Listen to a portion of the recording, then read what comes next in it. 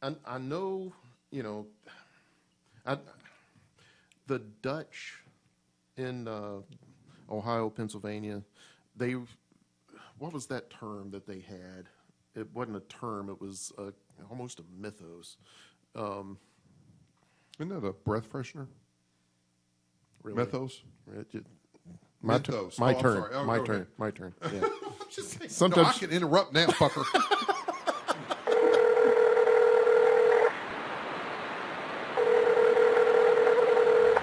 You're listening to Slightly Uncomfortable. Are you ready?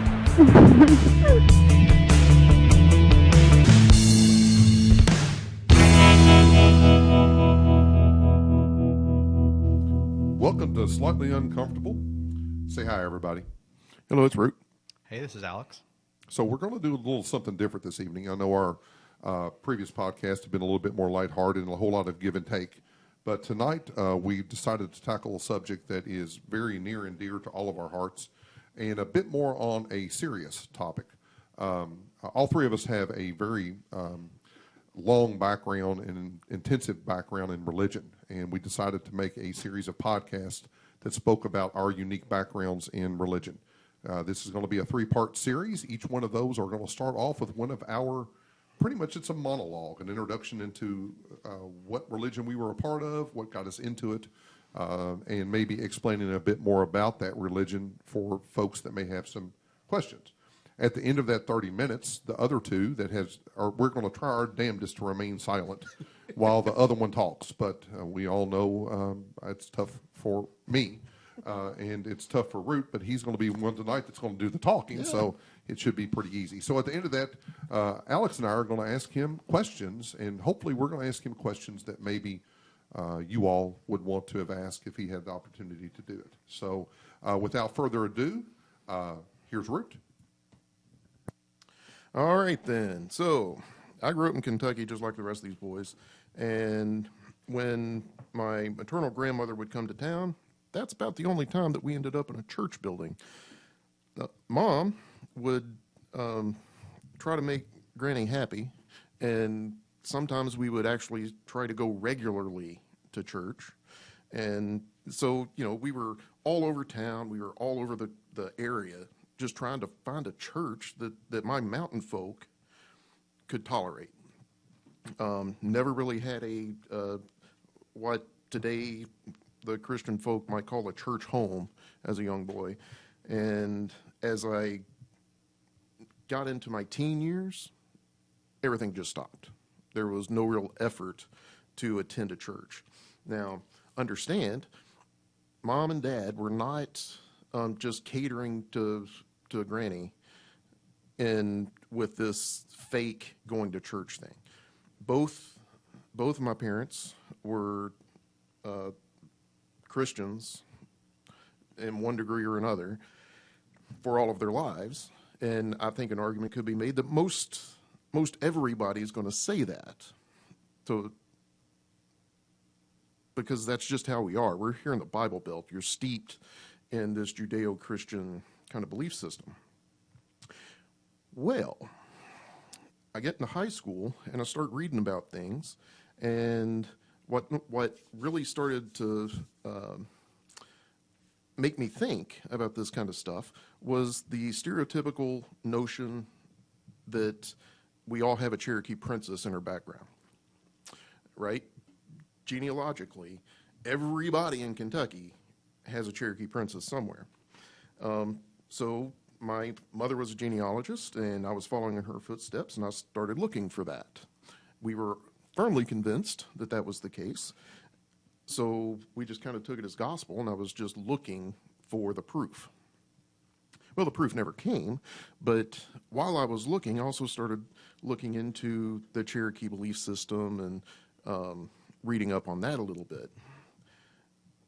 I have always been, whether from that young child, being dragged to church with Mom and Dad, having to deal with a woolly sweater and all that crap, all the way through to now, I've always had some kind of inner sense that there's something out there bigger than me. And that part of the chasing down the Cherokee belief system, which is an amazing thing. That kind of fed into that or was born of that. But some other things were also born of that. My folks all come from Eastern Kentucky. They're mountain people. Traditionally, they've always been mountain people. And there are a lot of he's over there laughing his ass off. You keep working the fucking stopwatch. Yeah, I know. It ain't doing nothing. I know it hasn't been doing nothing. I've been looking at it, but he keeps going. I actually thought it was running, but we're good. We're good. We're going to keep going. So, like you said, he can't keep his damn mouth shut. Well, I got to do that, or it's going to time out. So anyway, you know, my family, both sides of the family, are mountain people, and from that comes the mountain superstitions, I guess. And both my grandmothers had them.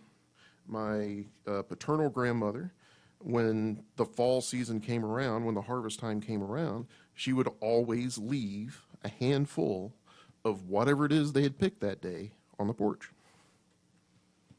My dad did it when we had a garden at home. Dad didn't know why. In my paternal grandmother's last couple of years, I asked her why.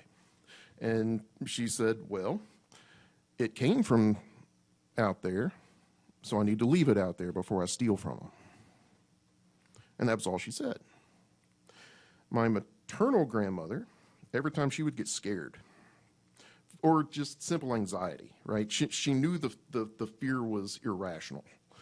But the way she would deal with that irrationality was to take a salt shaker and shake it on the external doors.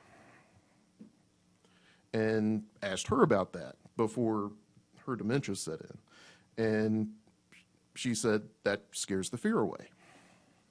Now, I'm 25 years old at that point, so it's not like she's talking to a small child, right? But that's what she said. So as I was growing up, this sense of something spiritual was kind of fed by those kinds of belief systems or those kinds of behaviors of my grandparents and my parents. When I got into high school, I started experimenting a little bit, as we all do to one degree or another, and I end up with becoming a huge fan of H.P. Lovecraft, the horror writer from the 20s and 30s, 40s. And he, in his books, they mention another book called the Necronomicon. Now, we can argue whether or not that was entirely made up by H.P. Lovecraft or it was an actual magical tome of the ancient days, whatever the case. It had a lot of really cool symbols and a lot of really cool stories in there. And that piqued my interest as a early teen. But when I got into high school and we're actually studying some of these authors that were considered crazy by some standards, people like Poe, people like E.B. White, people like T.S. Eliot, Sylvia Plath, of all people, those kinds of authors, they all had some kind of strange metaphysical bent to them or a complete abandonment of all things faith and religion. So studying all of that, whether for a school assignment or on my own, because it really did intrigue me, I was coming out of high school, I was very, very interested in all things what we called back in the day occult or metaphysical or charlatanry, as some of the Christian folk would accuse me of back in the day. So then I went off, I joined the Kentucky National Guard. I ran off to basic training, and as anybody who spent any time stateside, not combat folks, but anybody who joined the military will tell you it is anything but a spiritual experience. So all that time passed, and I come home.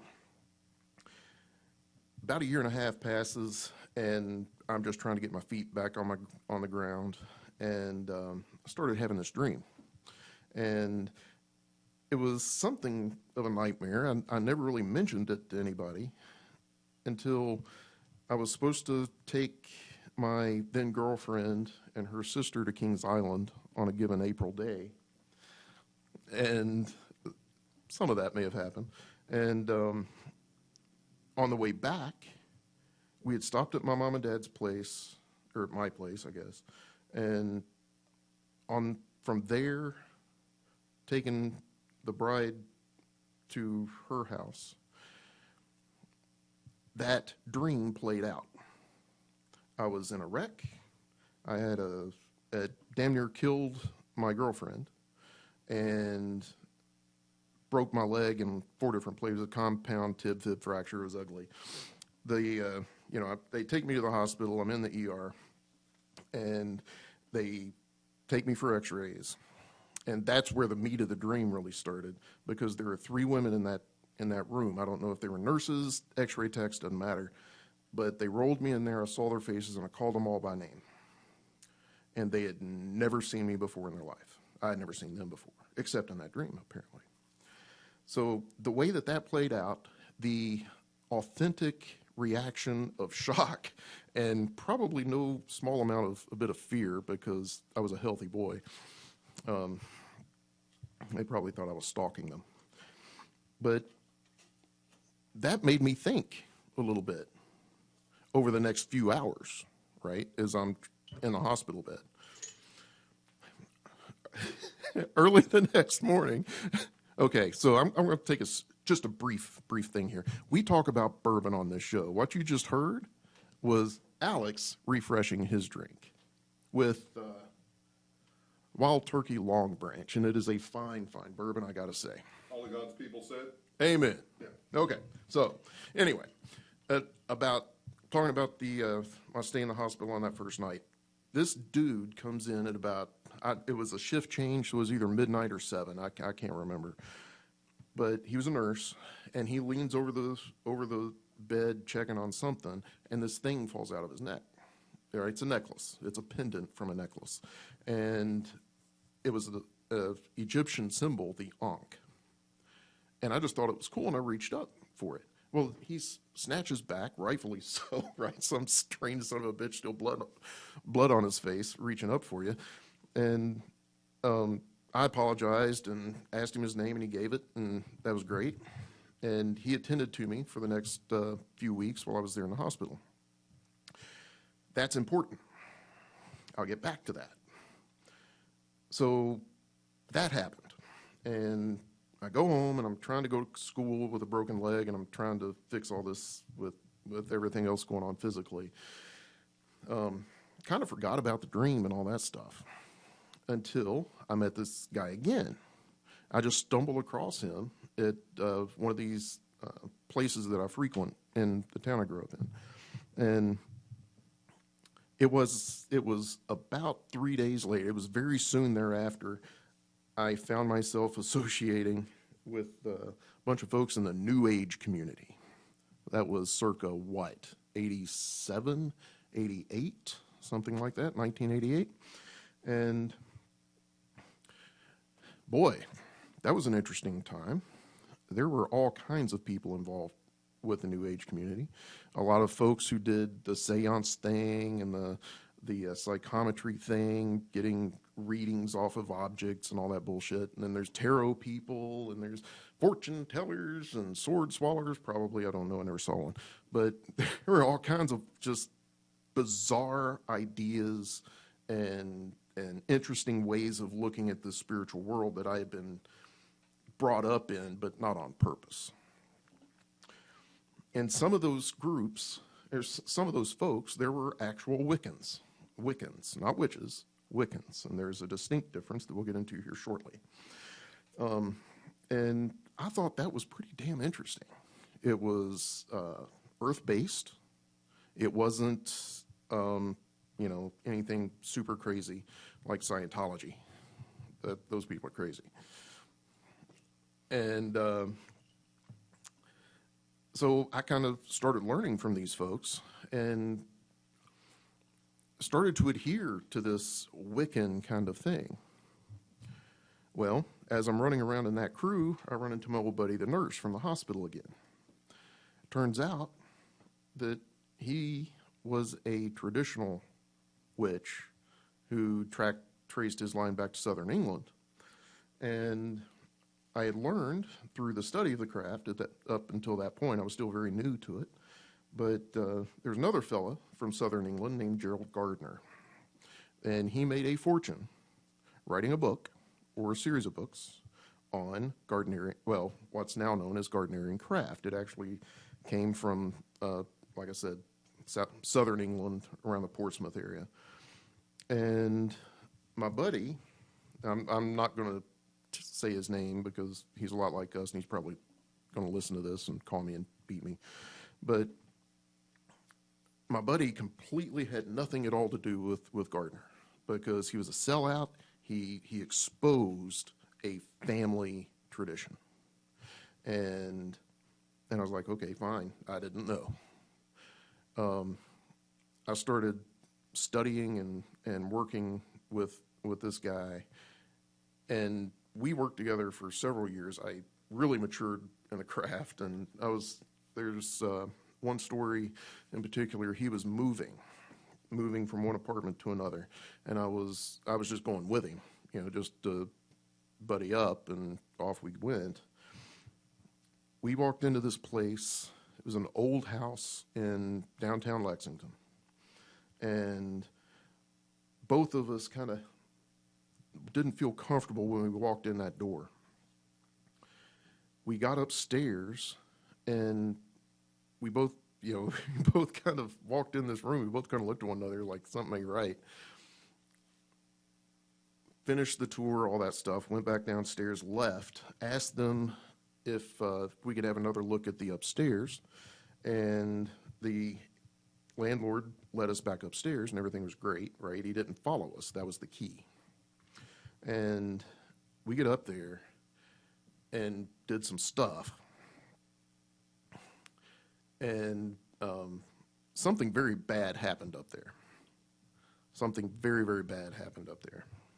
We went back downstairs, asked the landlord, what happened to the last couple of people that lived here? Did they move out? Something happened? What happened? And it turned out that the very last person that had lived in that place killed themselves in that room where we were both kind of freaked out. And so there was that. There a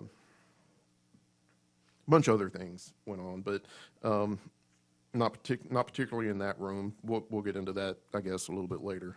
But I was working with this guy as part of a larger group, and I thought I was happy. I was perfectly happy. One thing that I knew was what we were doing was radically different than what the folks who called themselves Wiccans were doing before. We had a very firm idea of what our deities were. We had a very firm idea of our relationship with them. We had a very firm idea of what we should and shouldn't be doing as mortals on this rock. Then, life happens, and my wife and I actually end up moving to Mercer County, and where I'd found another group to run with. And out there, though, something wasn't right. I had the craft is about circles. Everything is a circle. Our lives are circles. The witch will talk about being reincarnated and coming back as other people and having other lives. But even the deities live circular lives, right? The entire calendar is their lives. They're born, they mature, they mate, they die. They're born, they're mature, they're blah, blah, blah, blah, blah. In my time in Mercer County, working with this other group of witches, I was starting to see that differently. I was starting to see a birth, death, resurrection thing going on. And understand, I wasn't seeking nothing. I was a perfectly happy kitchen witch for a solid decade. And then I get to Mercer County and things started changing.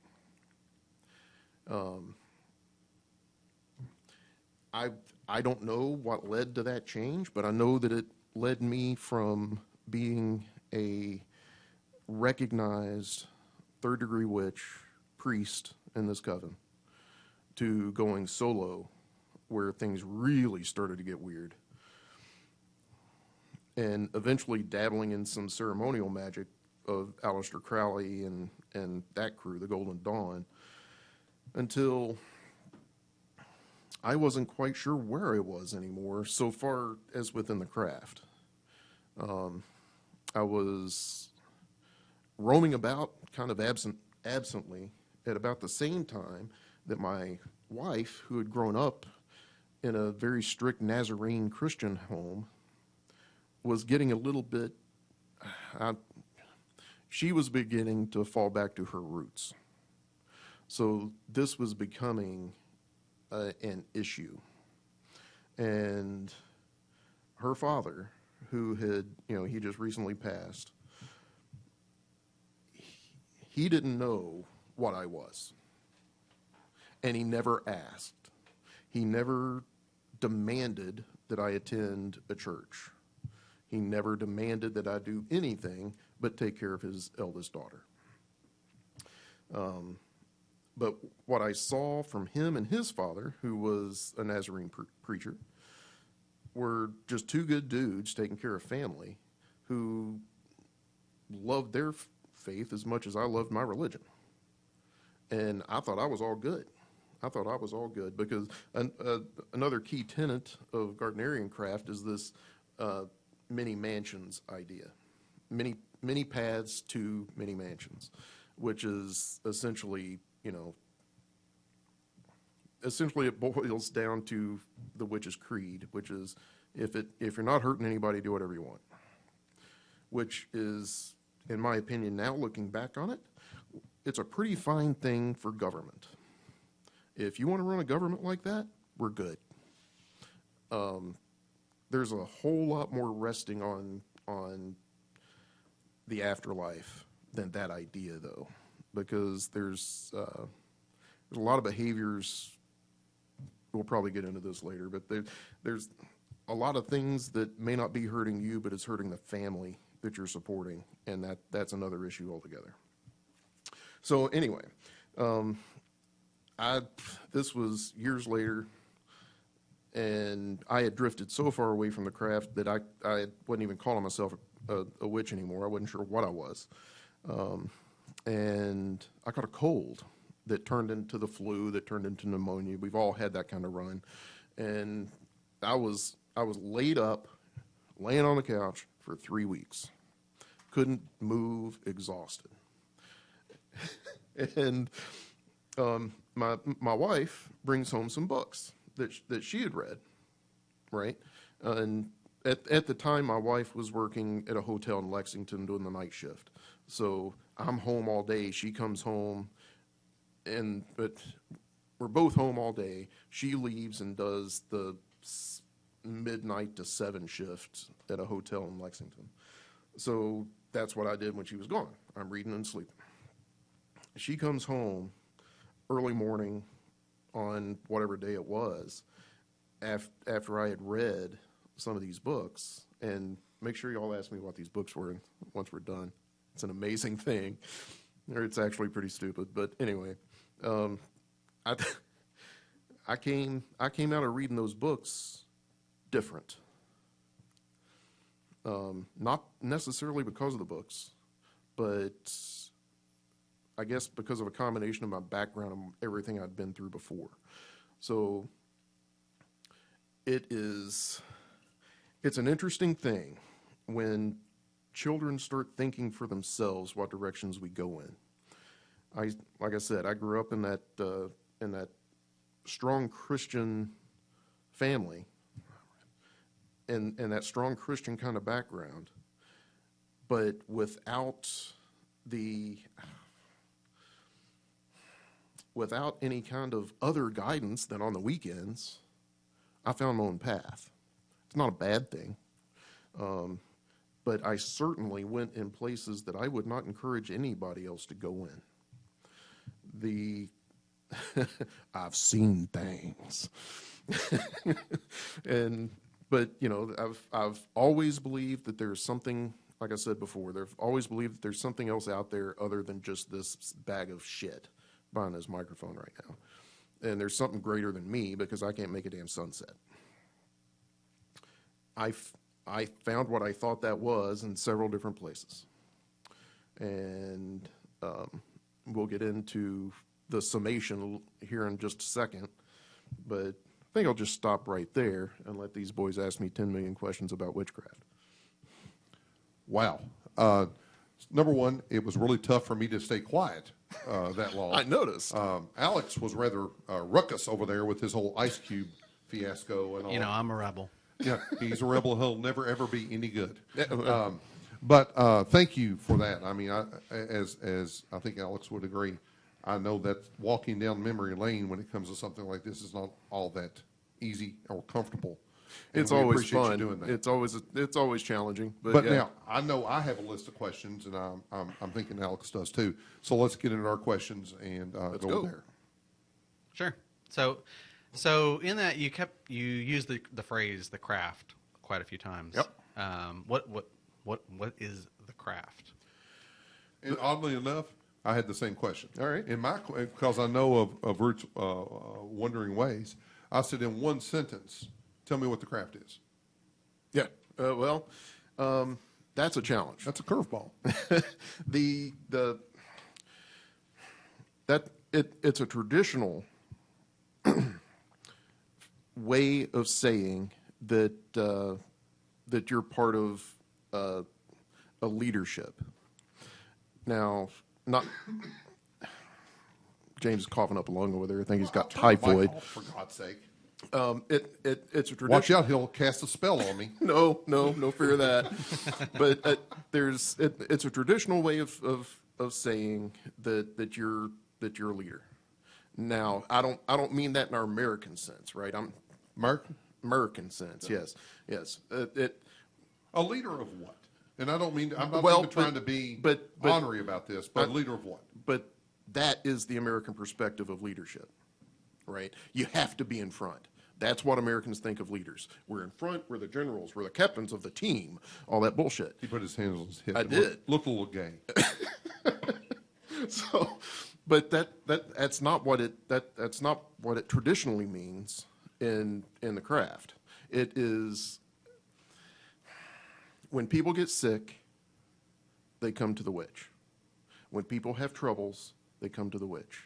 When people have a sick farm animal, milk cow, they bring it to the witch, because we craft solutions. Okay.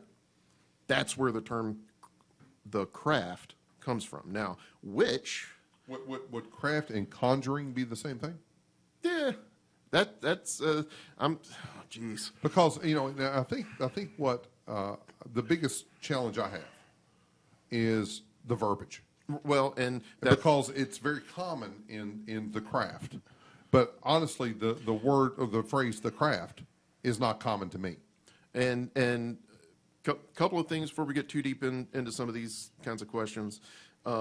It has been pushing 40 years, 30 years since I paid any attention to any of this. Okay, so I was about to, That's a whole lot of bourbon. that's a whole lot of bourbon. That's a whole lot of living too, and that I remember that part about the understanding what the craft means. Right, it is the craft is being able to manipulate your world and affect change in that world. You craft things, and whether or not you can see them, you can feel them, you can work with that energy, and you can craft things. That's where craft comes from, which is an old English, and I mean old English. Not that that Not- shitty beer that you drank in the last podcast. No, It's so old it's German. or it could be French or Norman, maybe Norman.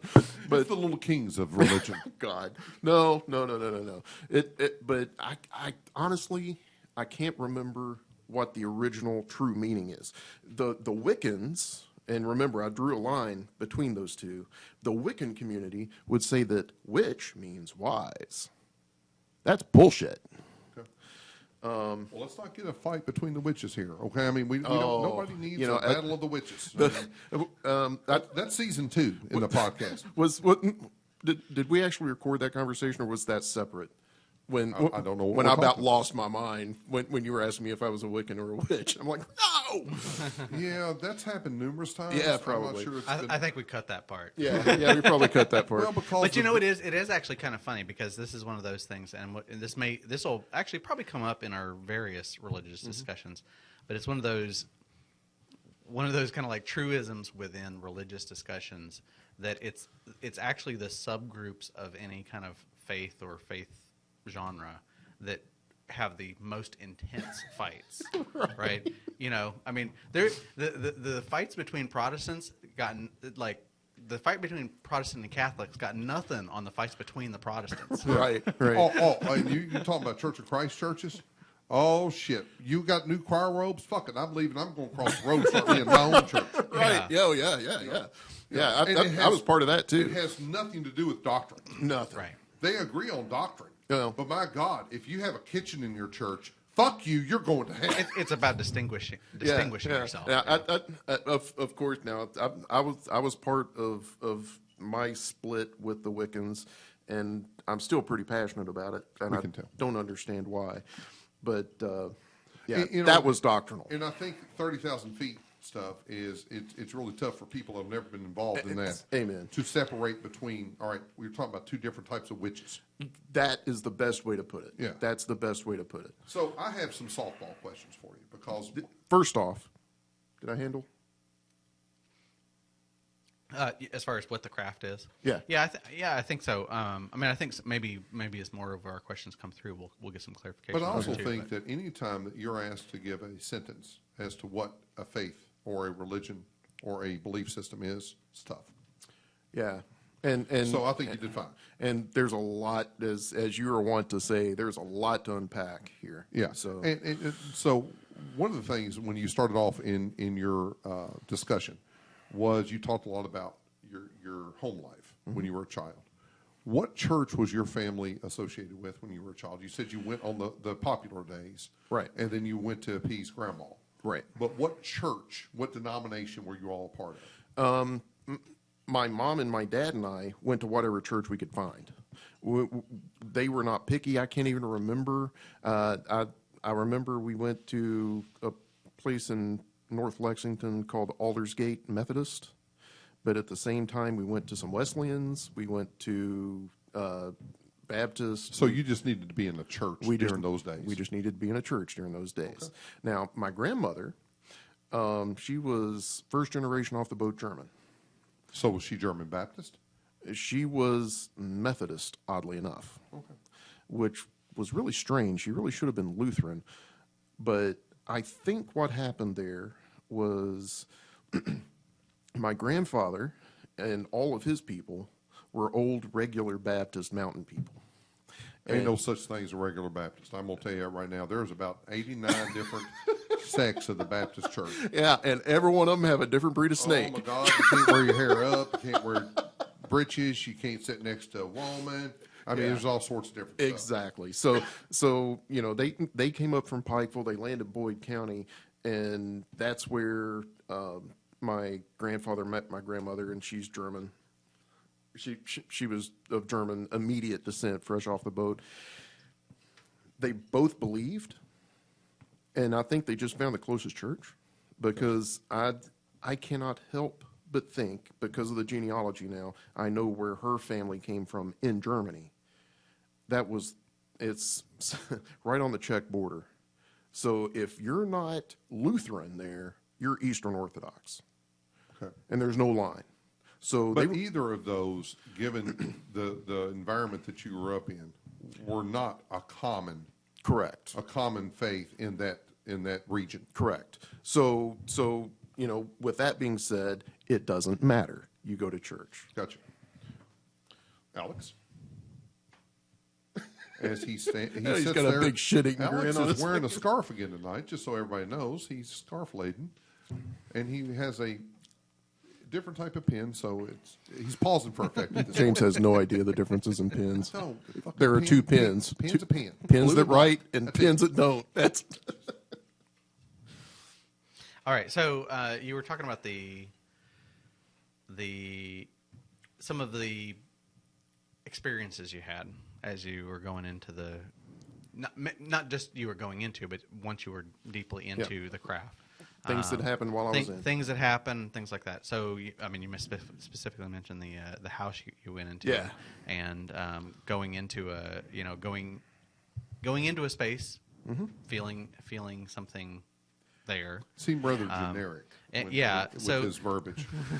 Like you were trying to steer clear of something. Yep, Yeah. I Would was. you agree with that? Yeah. So, first of all, like, what were you feeling? What Okay. was the experience there that you were? And if it's an erection, we don't want to hear about it. It was not that. I swear. Walked into. And I this- will tell you all about one of mine. if I have don't one know. to Shut up. Good God. Dear Lord Almighty. Oh, I gotta go. All right, so we go upstairs in this place, and my buddy was in front, and he stops at the door, and kind of looked over his shoulder, and then moved on. And I walked up there. As soon as I crossed the threshold of the door, the hair on the back of my neck stood up. It was that kind. It was. You ever been just immediately kind of shocked? I call it wig the fuck out. That's an excellent term. That's an excellent term. That's what I call it. I mean, now That's actually in the Holy Writings. it is. It is. 2 Timothy. 4th John, I think it is. I got wig the fuck out. Second Philippians. It's so tubular. Yeah. Oh, look at you. what Look I at did you. right Yeah. So yeah, it was just one of those things. And now I don't think everybody would have had that same kind of reaction. I mentioned with James's first question, he asked where did the craft come from, and I talked about use or where did the term come from? I guess is a better recitation there. But I talked about using the energy in the world around us to affect change. To use that, you have to be familiar with it, and that is part of being in that craft, right? I mean, it's just standard practice. You're always working with it, one way or another. You're sensing it, you're feeling it, you're seeing it in other people. The average common person, and understand, then or now, we still do it. You still see people, and you know immediately something ain't right with him. His eyes are too close together, right? You just know it. You know people when you see He's them. a little bit downsy. Yeah, there's That is not politically correct. That's going to get flagged by And- iTunes, I'm pretty certain. and you know sometimes when you walk into a space, I'm just not comfortable here. That is, like I said, before I got in the craft, even now, I fully understand that there are things in this world we cannot see, and they impact us. But I don't care who you are or what kind of training you've had. Now, my thing is I think we've all had the heebie-jeebies. Mm-hmm. Is kind of what I don't want to diminish what your story No, is, I- the impact of it is. right. And when I have my turn, I will describe something probably very similar to that. But I wonder, as somebody that's just outside looking in, if it's just that we at times get lost in our own fucking head, and we let our imagination run wild with us. Mm-hmm. Because I was a grown ass man living in my mom and dad's basement. I know it's creepy and it's sad, and I own that. Yeah. But I went through a divorce. I was living in mom and dad's basement. They actually own this house. Yeah. And it was very similar to this basement. sadly enough, but there was only a bathroom upstairs. So I went upstairs in the middle of the night to go to the bathroom, and I come back down, and I waved myself the fuck out. Yeah. Somehow, I had not watched a movie, I had not read a book. There was nothing that really predicated this. But when I hit the second rung of that stair, and that stair was a see-through staircase, I ran my white ass all the way to my bed and covered up my head with a blanket. Now, that had nothing to do with the Holy Spirit, had nothing to do with anything other than my fucked up perception of that moment. Right. And I think sometimes I'm a bit of a cynic, and I think No. probably Alex would say the same thing. Would you not agree that you may be a little bit on the cynic side too? Yeah. Yeah. I'll totally go the evolutionary psychology route here, but yeah. Right. I'm going steps, barefoot, cover my head up with a blanket because that's where everybody's safe. Is if you cover up with a blanket, you're safe. You're safe. Right? You're absolutely safe. So, Of course you are. sometimes when I hear these type of experiences, I can't help but think that was it something impactive or was it something that was emotional and something that, given the situation, that was very situationally based as opposed to something out of body or metaphysical or something like that. And Looking back on it, what do you think it was? Given now where you are now, we're going to get into that later on. At the end of this podcast, we're going to talk about where Root is now. right. Looking back on it, Yeah. What do you think it was? something was in that room that we couldn't see. And my buddy and I could feel it. And the other guy behind us, or the landlord, couldn't. And there's a name for those people that can't feel anything. Muggles? Baptist. No, not Muggles. Probably Baptist. But no. And they're I don't know where that came from. It was visceral. Fucking yell out Baptist. it's Pendle. It's head blind. They cannot, and it's not negative. It's explanatory, right? They have no sense of what else is going on in this world that we live They in. see things one-dimensionally. They see things physically, right? If they can't see it, then it doesn't exist. Right now Mundanes. huh? Mundanes. Well, yeah, of a sort, yeah. Yeah, in a way. You're entirely tied to the current world. Correct. or Now, I they absolutely love when Root and Alex uses words I can't fucking understand. mundane, Very mundane. very mundane. Now, personify that mundane. Again, personify. Now I got to Google. Good Lord, did you go to school? I did, but I Didn't really take. pay a whole lot of attention. So I guess one of my questions with that is like, does your perception of that in retrospect differ from say now? No. So the experience of it, you would still stand by the experience and even the interpretation of it. So even Yes. though you've evolved from that religion, Yeah. you would still own that situation was exactly the way you remember it to be. Yes. Okay. 10,000%. I have not a single doubt in my mind that guy that blew his head off in that room was still there. And he was very angry. He was a very angry man. I can't imagine that he was happy-go-lucky. I mean, if No. He wasn't sad. This wasn't depression. This guy was fucking pissed off. And he wanted us out of his place. Okay, so I think it's my turn, Alex. well, I'm You gonna want to follow up? yeah, I want to follow up. If y'all gonna fight, take it to the yard now. All right, you got to go start a church on the other side of the block. Well, we got new robes, so We're using multiple cups for our communion. Yeah, but they got better biscuits.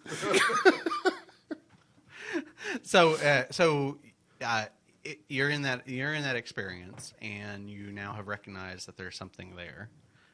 You guys go up there. You do some. You and we do did something. stuff. You did stuff. We did stuff. And That that led sounds to. grinderish. I know it did.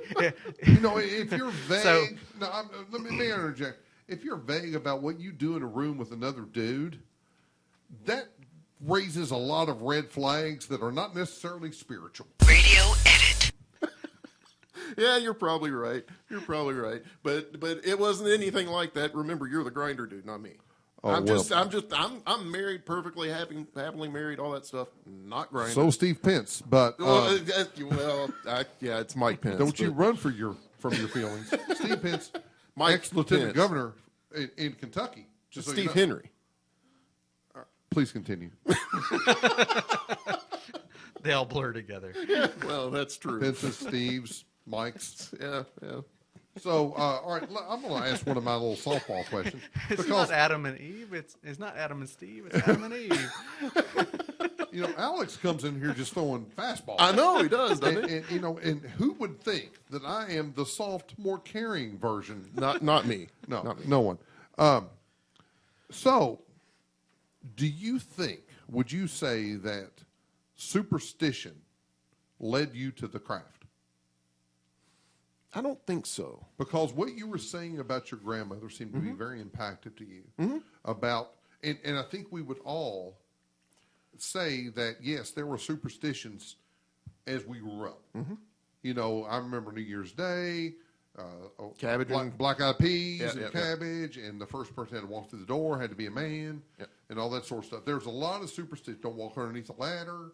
But at no point did I ever see any of these superstitions and go, maybe I should delve into this further.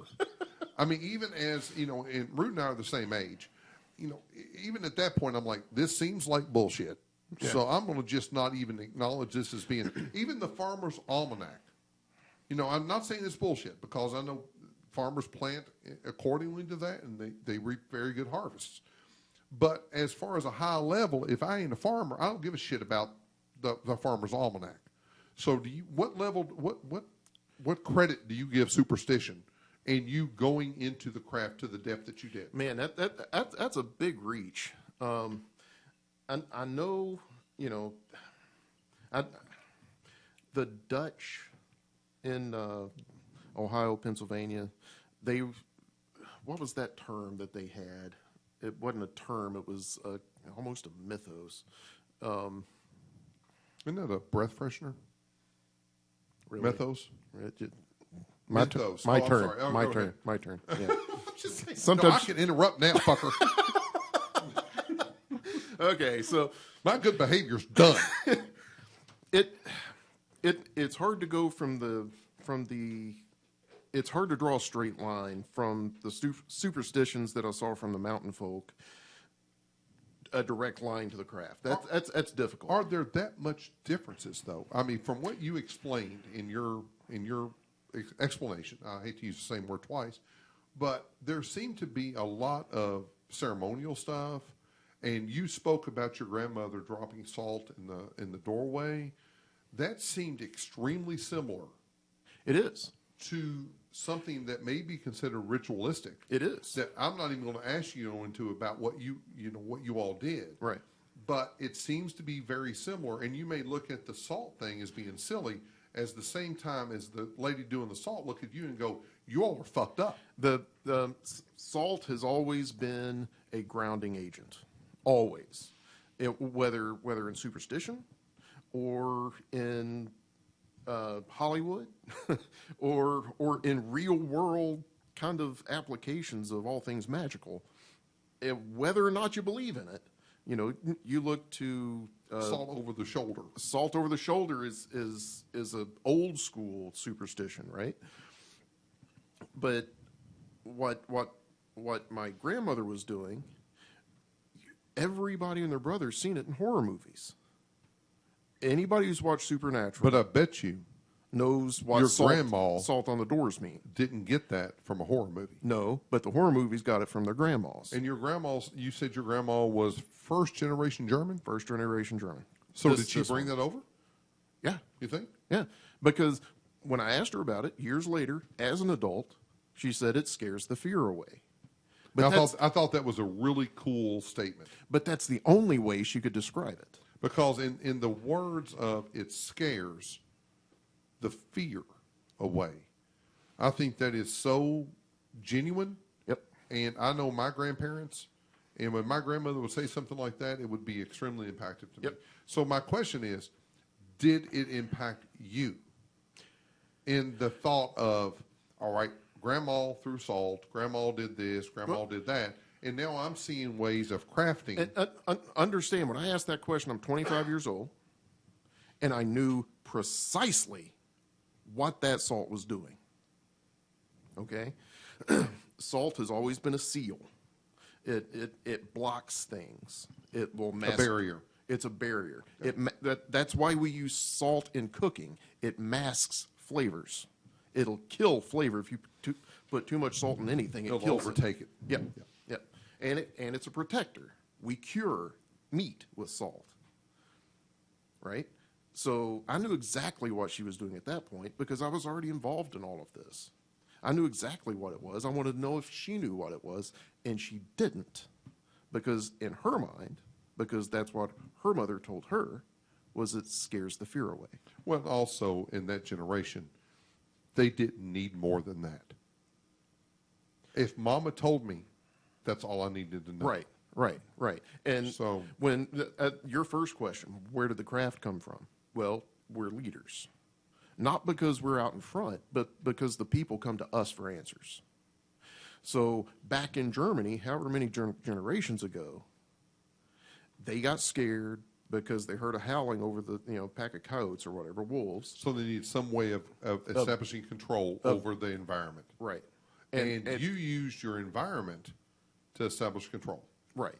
And whether that is a direct influence on an individual human to keep these people in control so that I have physical power over them, much like our politicians today, or we sense something else is going on and we're going to protect you against that.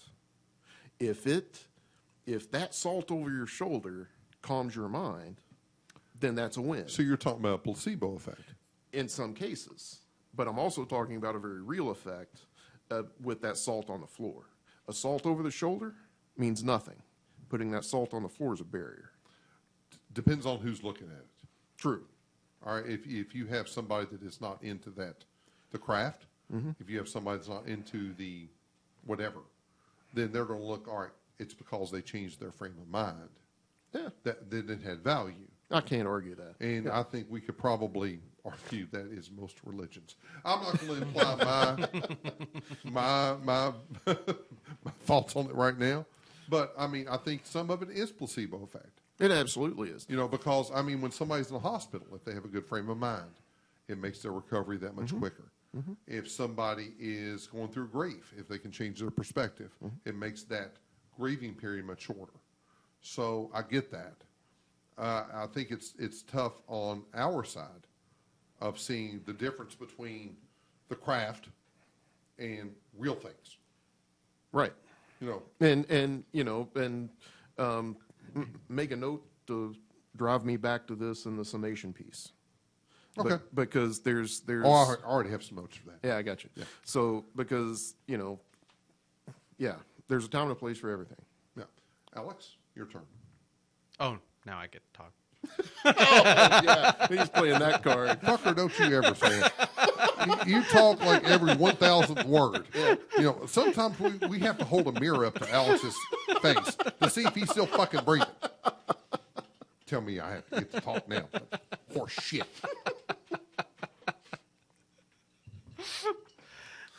So, so we were talking about your, I mean, and you told us multiple stories of kind of experiences you had, and then that you would actually act on that. That you would have, whether it was a ritual or a process or whatever you call that. What's involved in that kind of sort of thing? What kind of things are you doing? We've seen in movies and the horror films again, whatever it is, you light a bunch of candles, you walk around in a circle and you say stupid shit. That's the nuts and bolts of it. I'm at a place now that we'll get into in a minute. I'm not going to go down that path very far because there are reasons, and honestly, those reasons are I was enamored with a ritualistic practice, and that ritualistic practice could be mass from the Catholic Church. It could be the communion that we do. It could be, rock music in the modern contemporary worship service. Everybody has something that's a draw. And then they get involved in it, and then maybe they mature and actually build a faith out of that, and God bless them. Or they look at that and go, that's fucking bullshit, bullshit, and and I'm they not walk ever away. doing that again. Right. Because that's masking reality. But there is a bait. I'm sorry, that was my personal perspective. There, I'm going third on the list, so you know. there's always some kind of bait that draws people in. In the craft, the ritual practice is not bait; it's a very real thing. And I talked about how earlier with James's first question about manipulating the energies around us. That is part of those rituals. And how that happens is dependent upon what you want to do, and that's just not something that I'm going to get into, because where I'm at right now, I don't want to lead people down that path. And B, I don't remember it well enough. I'm going to be conjuring demons. I don't want to do that. Oh, Jesus. So he may go into something and conjure a demon or make me have horns. We don't know. But, offline, I can tell you some stuff, but I'm not going to put it out there. Oh, so I have an easy one for you. Who are your deities? You mentioned deities. And when I think of deities, I think of mythology. I think of Roman and Norse and Greek. Yep. What's your deities? Do they have names? Do they have personalities? Yeah. They did, absolutely. The flavor craft I was in came from England, southern England. And he's a southerner, even in England. see, there you go. There you go. And we had, Were there a bunch? I mean, was it No. almost like in the Catholic Church where there are a bunch of saints. Like saints and No. So were there like a Holy Grail? Was there a Trinity? What No, was it? The craft has always been kind of, each group of folks would settle on a name, and that was very regional. So pick one. Go back through the Philip Campbell book. Is it Philip Campbell? Phil Campbell, the mythology guy. Yeah.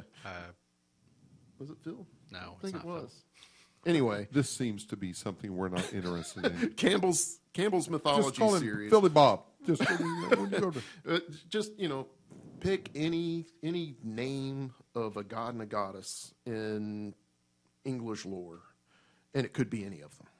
For me personally, it was always Diana and CERN. All right, so it was fluid. I mean, did Yeah. you pick and choose the deities that you focused on? There was always a god and a goddess, because the god is all things masculine: the sun, the hunt, the fertility force that raises the crops. And then there's always the goddess that is the fertilization of those crops. Oh, wow. The gatherer. The children. The gatherer, exactly. The bringer forth of children. The wisdom. Thanks for throwing the ladies a bone there with wisdom. No, dude. That I keep diving in and out of this separation between the Wiccans and the witches. That's the divide. The Wiccans was all about this feminist bullshit that made the goddess superior. Which, much like Christianity, but that kind of balance comes up in a lot of religions, and particularly a lot of like traditional religions with the male female balance, yin yang, Right. all that kind of thing too, right? But the route that the Wiccans took was to elevate the goddess to such a point that there was no god. There was a consort, but there was no god. The traditional craft, they're equals. And that's the only way that this world works. It's the only way that this world works physically, emotionally. We have to have that kind of balance. I don't care what kind of relationships any of us get into. If you try to if one side or the other tries to dominate, it will fail.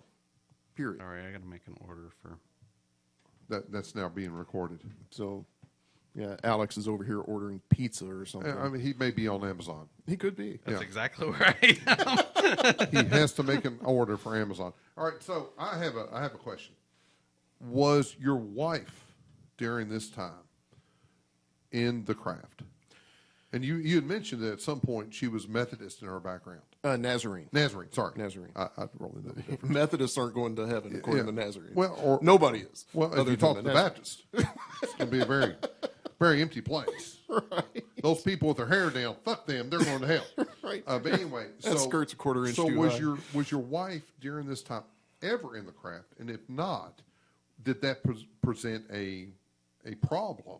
Because you said that at some point, being her background being a Nazarene, she reverted back to that. So it alludes to the point that maybe she had went closer to you and what you were believing in. Yeah, my wife and I, when we first got together, we're both in our mid-teen, we're both 17, 16, and what are young boys and girls doing at that point except chasing each other? Dry humping. I did a lot of dry humping back then. So there was, she was rebelling a little bit against a very strict upbringing. She didn't see an R-rated movie until she started dating me.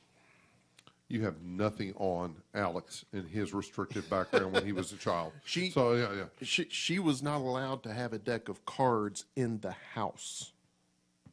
He's Okay. He's got something on me. Okay. Okay, I He mean, played some fucking poker.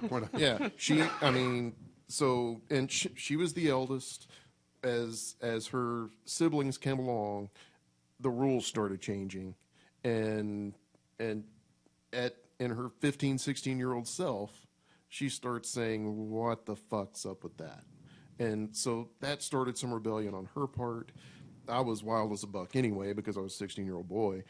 And 16, 17, whatever it was. And so I'm not sure she ever really left her faith so much as wanted to go out and explore a little bit. Was she ever in the craft? No. But she was craft Friendly, friendly, tolerant. yeah. Tolerant. Okay. Tolerant's Yeah, better. that's fair. But I think for a very brief period of time, until my conversations with her started to show her what this was.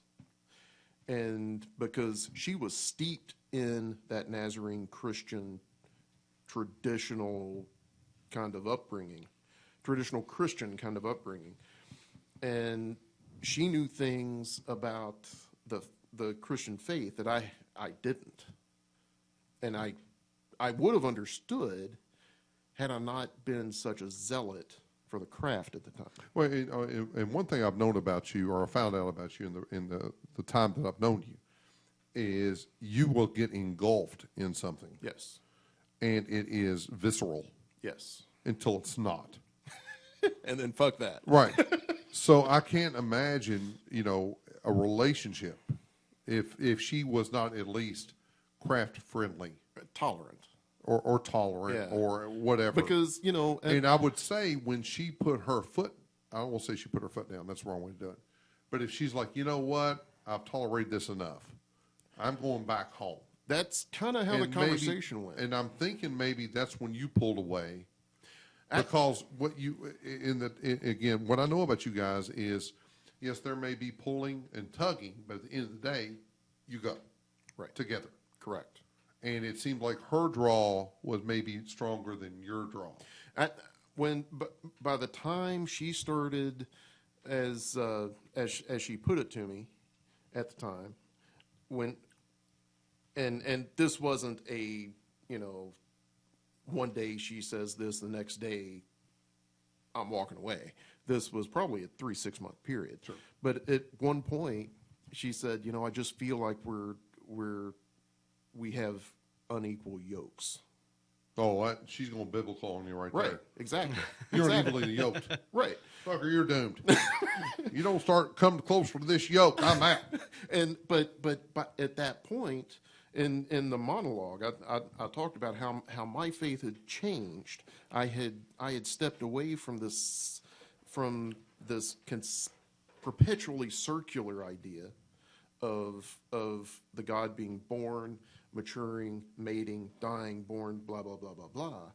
I started seeing that as the three archetypes that becomes, and that is the Father, the Son, and the Holy Ghost at the end of the day, right? Because the Son is when the God's born. The Father is the maturing God. The Holy Ghost is the dead God. And the maternal side of that, looking back on it now, I had pushed so hard against the imbalance that was the Wiccan community that I had gone 180 degrees in the other direction. Now, that's where my heart was at that point. And when she brought that up, that was A reset.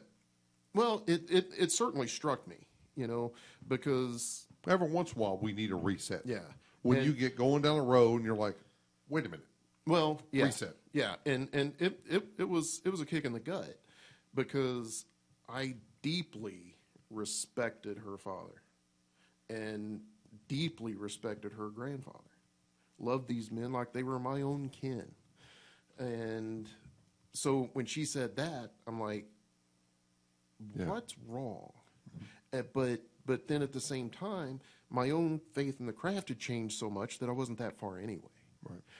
But I know I certainly wasn't those people, quote, because those people, quote, were responsible for all of the heinous bullshit. And, that still goes on because we're human and we're evil and wicked and broken and corrupt.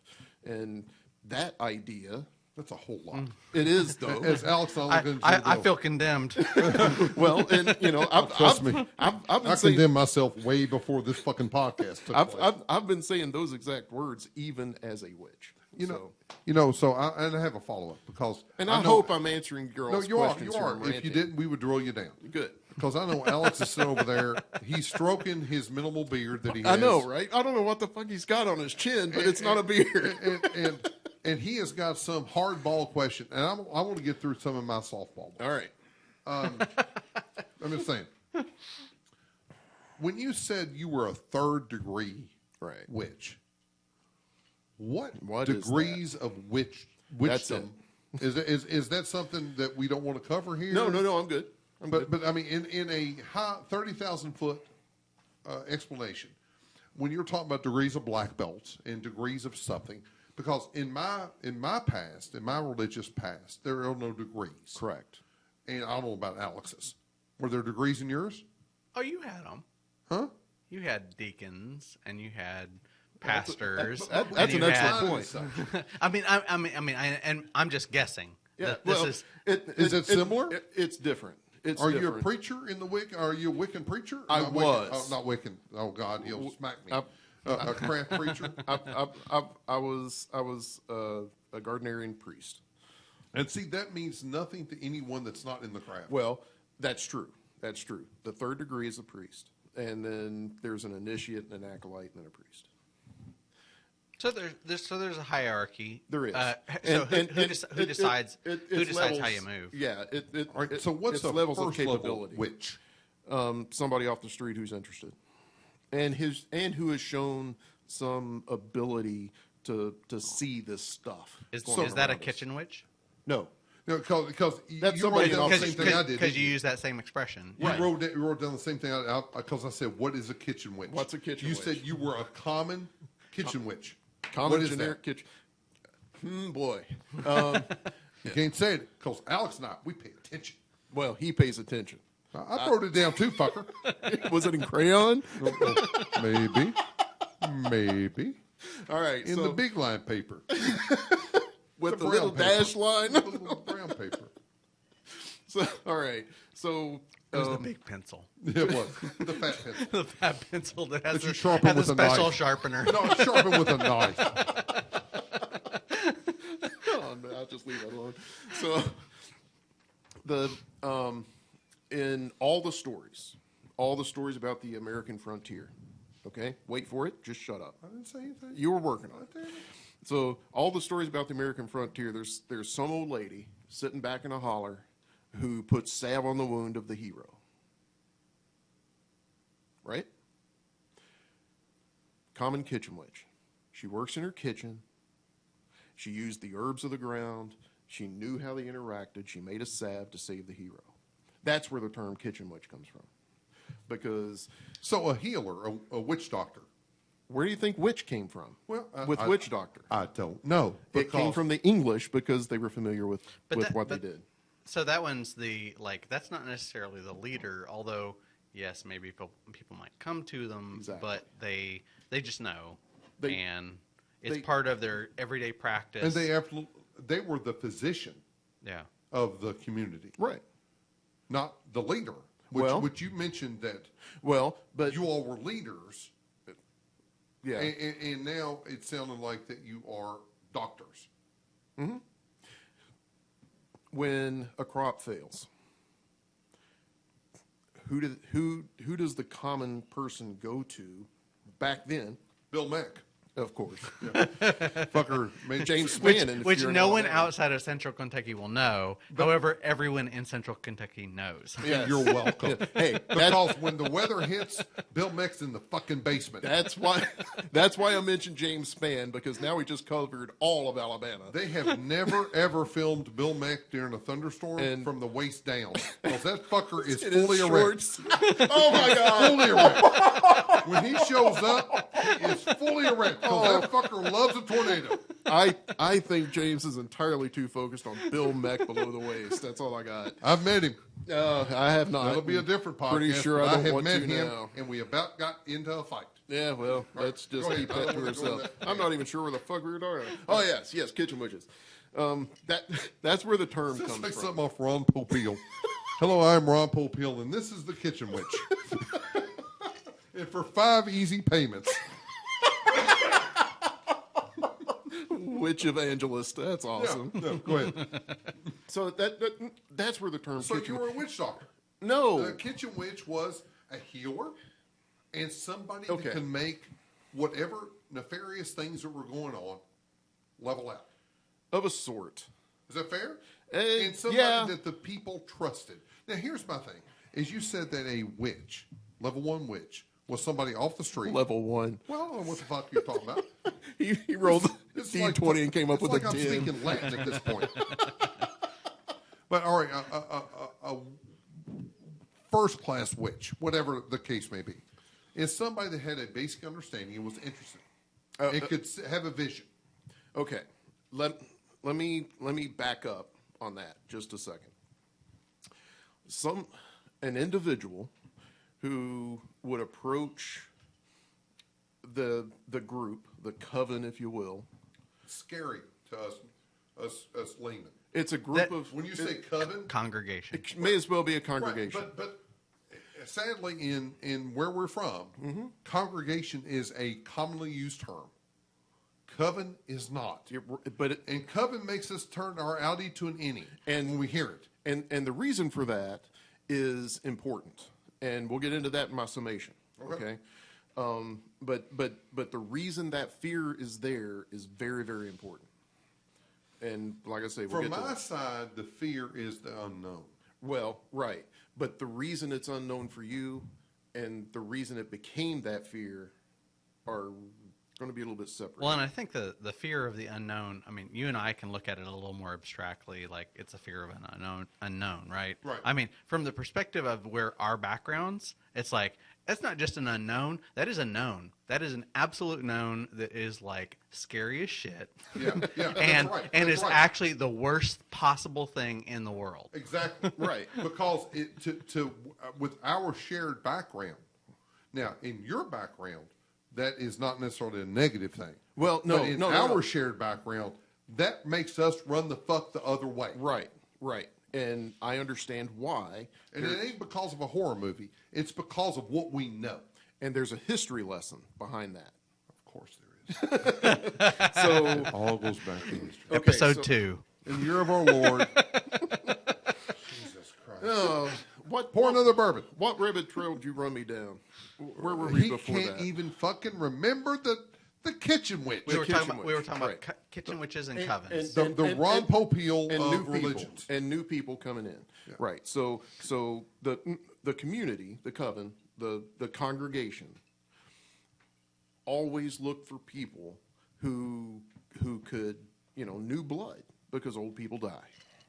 And also, old people have a different perspective. No, old people die. Smell funny. Well, there's always growth. There's always growth that new blood brings in. May I ask you this? Is it the equivalent of as root?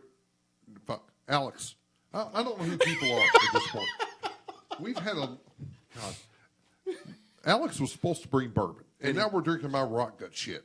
But anyway, And yet, it's 2/3 gone. Right. because we don't have a palate, evidently, as Root After kills his. after the first 2 drinks, nobody It did. really doesn't matter, which I provided those two as well. But in a high level, without getting in the weeds, is witches, as Alex said, just like deacons, elders. No. It's just a different level of hierarchy that separates you from the general group, the coven. Okay. All right, you got wait. the coven, you got the witch 1, witch 2, witch So I 3. guess No. so what we're getting at is there a hierarchy? No. There are coven's 13 people Where we get that from? because Welcome to religion, folks. It doesn't make any fucking sense to anybody that's not in it. That religion. That's religion. Because Yeah. the group next door says it's 12 or nothing else. Right. And they have to wear robes. and we're across the street with bigger biscuits. Yeah. That's why. Yes. Oh my God, welcome to fucking religion. Because you know what? We could be sitting here, and I'm going to go on a tangent. We could be sitting here talking about Greek, Roman, or Norse mythology, and it sounds just as fucking idiotic. If you've not been in it, it sounds idiotic.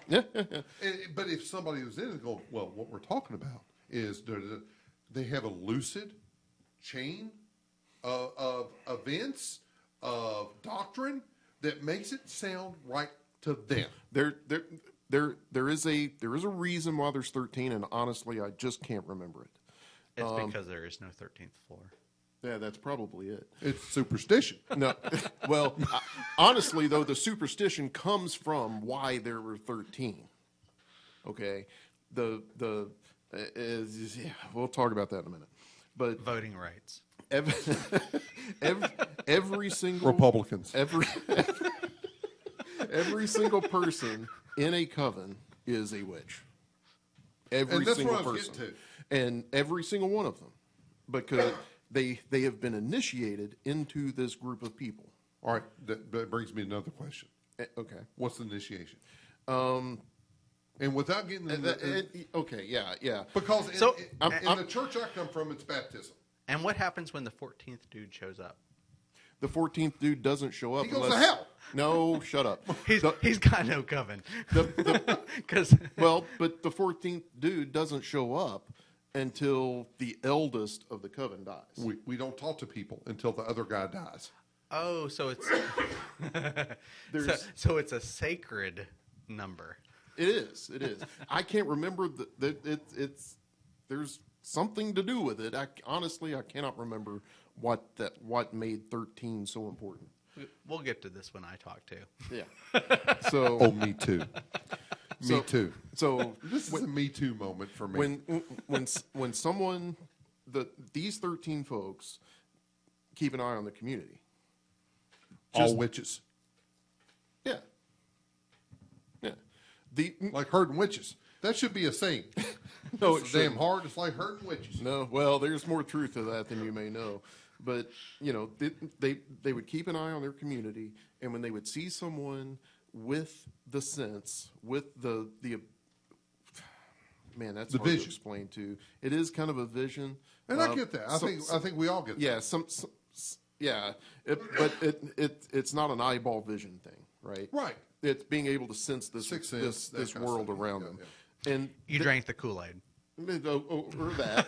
It was actually Flavor Aid. It was. Oh, geez, we're gonna get into that. No, let's not. It's Let's- fact. It's It's a fact. wrong It is- podcast. it is fact. Wrong podcast. It is fact. This is not Georgetown. Yeah, but what were those guys that talked about that? Let's go ahead and mention them. Last podcast, They did a fantastic job They with did it. a great job They on it. did, but Yeah. that's not this. Yeah. So okay. So yeah, the community, this group of 13 folks would watch the community for newcomers, particularly when the eldest started to not be able to do what they needed to do. they were vulnerable, so we took them over. Wait for it. This is starting to sound a little bit like how the Dalai Lama is selected. I don't know how that happens. So you can Thank God. you can entertain me here I'm in a not minute. the only ignorant person in this fucking room. So when the eldest among the 13 cannot continue to do what is necessary for the coven, they will choose someone from outside. We go through this initiation process. Now, what is that initiation process? Battle. It may be, there's a predefined traditional Gardnerian way to do this. Arm wrestling. It could have been, but at the end of the day, it's as simple as a Mason kind of initiation. There is nothing simple about the Masons. Yes, there is. We could do a whole fucking podcast on the Masons. I'm open to it, but it's just a dance. It's literally just a dance. Do this, do that, do Would this. you do agree that, that and it's you move on. ceremonial bullshit? It is ceremonial bullshit because this community has already witnessed that this person is capable of falling in here. They fall in as a first degree witch. That's a training Like thing. everybody else. Then they start learning the actual means of manipulating that environment in a structured way. And then there's a second degree, and then the third. Everybody in the community in the coven is a second degree, except for the last two. Everybody, but these two. Everybody in this whole coven is part of it, except for you two. So, Right. so everybody's a second. There's no first. Yes, Everybody's The, a first. the, the initiate, the first person coming in. 11 are seconds, This is here is math. and then there's a male and a female that are third degrees. So it has to be a male female. Yes. So if because you don't they're- have a lot of females, you're like, well, no, you're no. here, so you're a secondary. No, there's always a male and a female. If there's only two, it's a male and a female. If you got two witches out there and they're both male, then you got two witches that are both male, but you do not have a coven, and you can't do anything really meaningful in the craft. So is that true of is this a universal Wiccan It's kind of a thing, it's or it's a witchcraft thing. It's not a Wiccan thing. okay, witchcraft? There is a thing in the Wiccan community called solitary practice. Yeah. So part of so again, I'm coming from a very organized Yeah. religion, kind of Witches background, ain't that. right? They're and, not. and I know it's not, right? But you're also you're saying things in very kind of distinct and this is the way it works and kind of thing like that. So how do those rules kind of get evolved and set that say for our little one in this little part of Kentucky is as opposed to this one over here in Pennsylvania and this one Right. over here in New Mexico, right? How does that there's not a coordination. No, there's no, not a no. committee. No, it's all strictly regional. There is no national church of the craft. There's nothing like that. So the practice that you find on the outskirts of Portsmouth, England today, and there's still plenty out there, is radically different than what I used to do 30 years ago. But the same could be said about the whatever church. If it started off in England, Ireland, Scotland, old world, and what it has evolved to in North America, right? I mean, And is that difference between the time, 30 years, or is it because of the distance? Or It's Or the environment. because of the disparity. yeah, Right. yeah. when you're going 13 at a time, it's pretty easy to evolve. Right. And I mean, honestly. and, by the time 13 I just had, it sticks in my crawl. I'm sorry, No, It's a voting majority. it is that, but we break the tie. but Yeah. but at the same time, the priest and the priestess make the final call always. Well, of course. Yeah. I'm gonna All right, have now, to do I'm- this again. You boys are killing me. I'm going to stop this. All right, so my next question is this. Do you think that the craft is misunderstood? And if so, why is it? I do. I think the average person out there today who would consider themselves a witch or a wish or whatever A what? a wish We haven't covered that. and because there's such a huge community out there of these new age people or witches.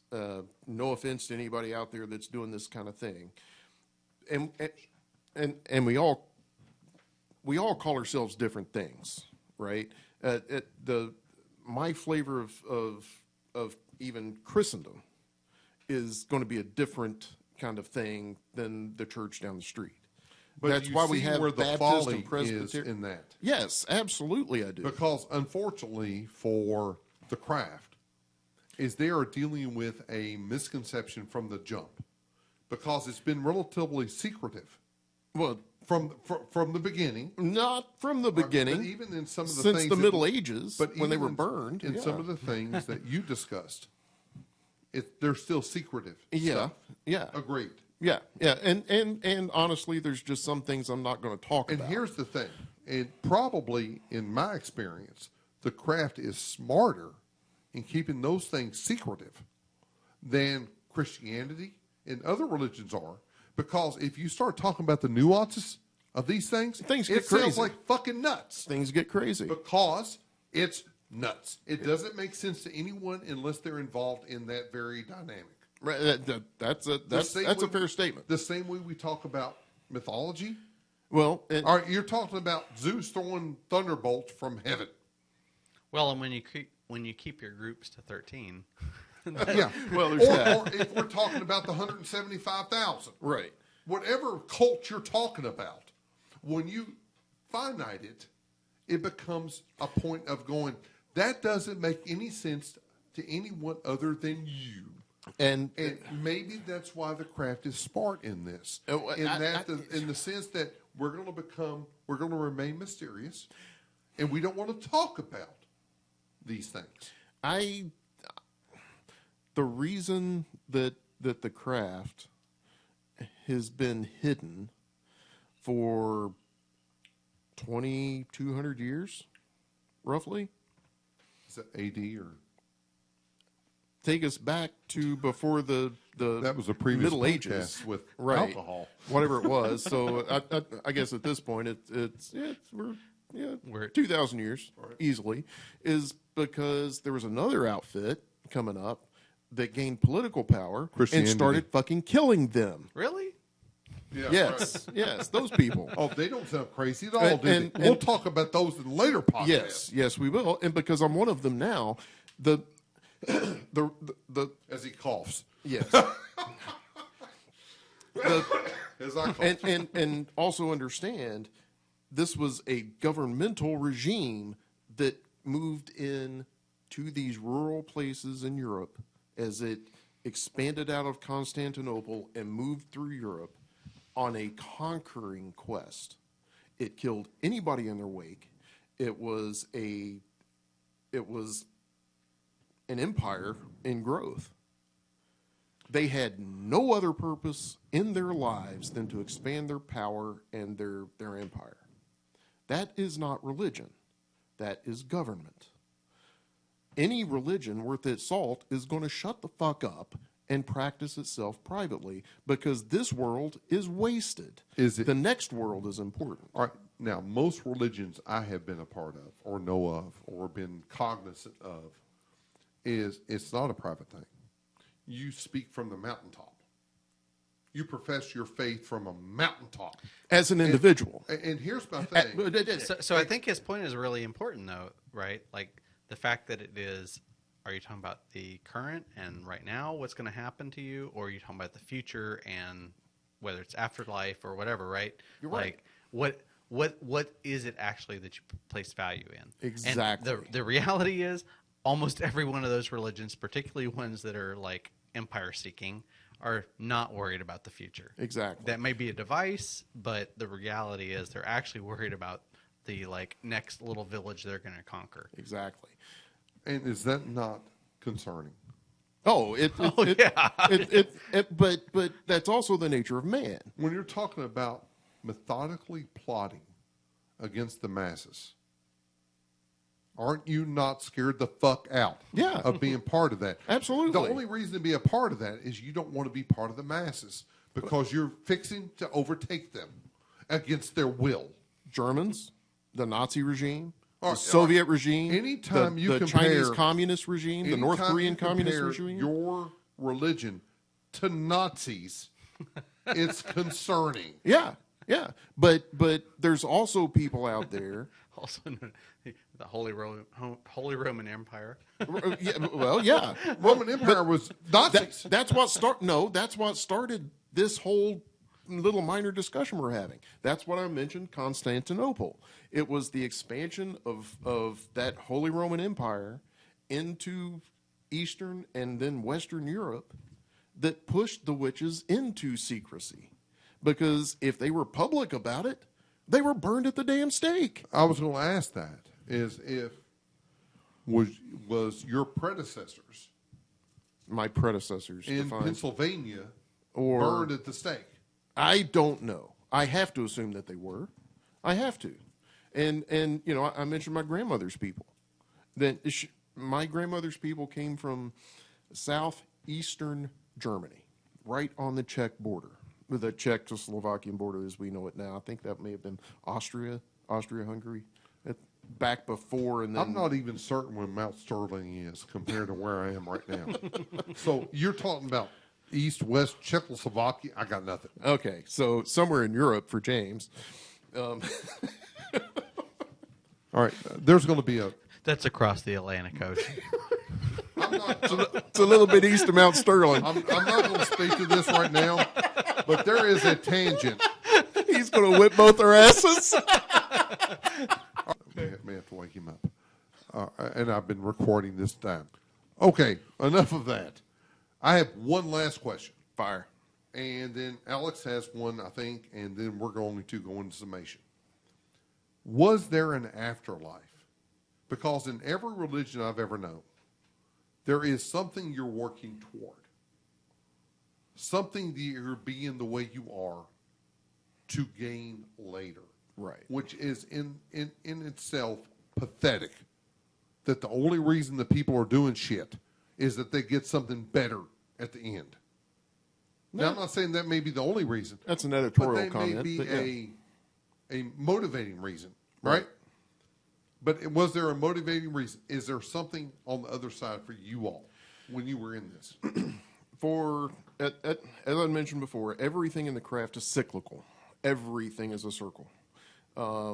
That was witnessed by the people because you plant your crops, the crops grow, you harvest the crops, you eat the crops over the winter, you plant your crops, et cetera, et cetera, et cetera, et cetera, et cetera. What if the crop doesn't come in? That's when we go to the witches to find out why and to say, what did we do wrong?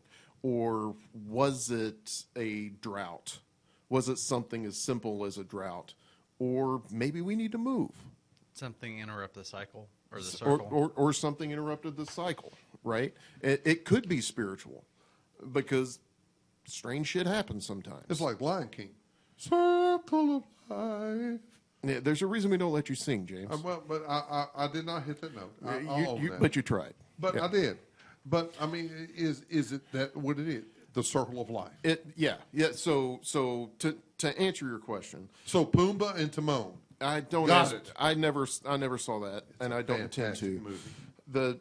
The everything is cyclical. So an extension of that for what the commoner thought of their life and of what they expected in the afterlife is a form of reincarnation.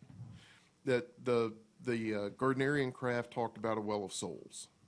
When you die, this body rots away. Who cares about that body?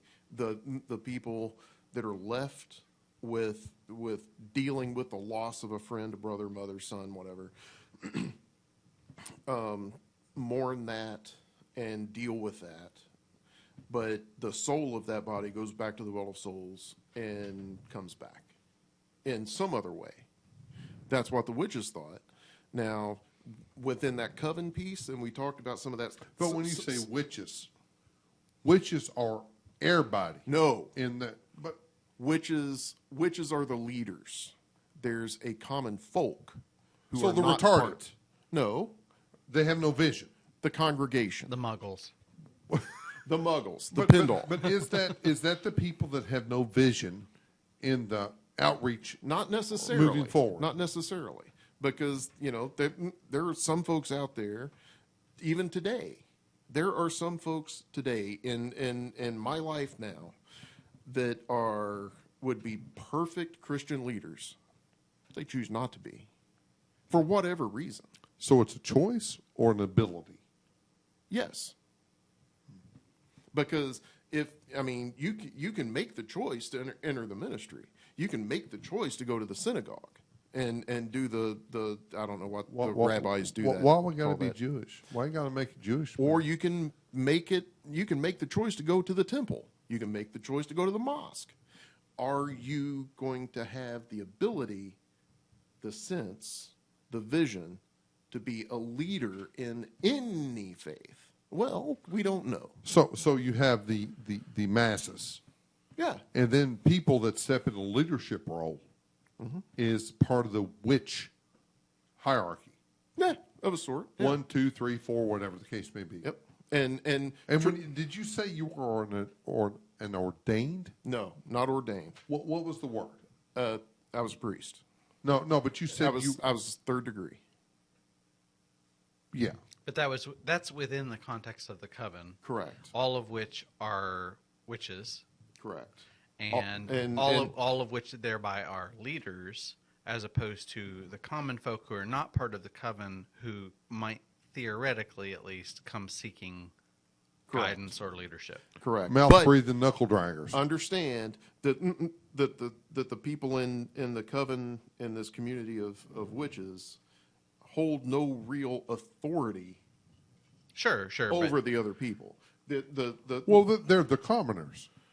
They're the ones that just don't have the insight or the wherewithal or the drive to be a witch. or the interest. Right.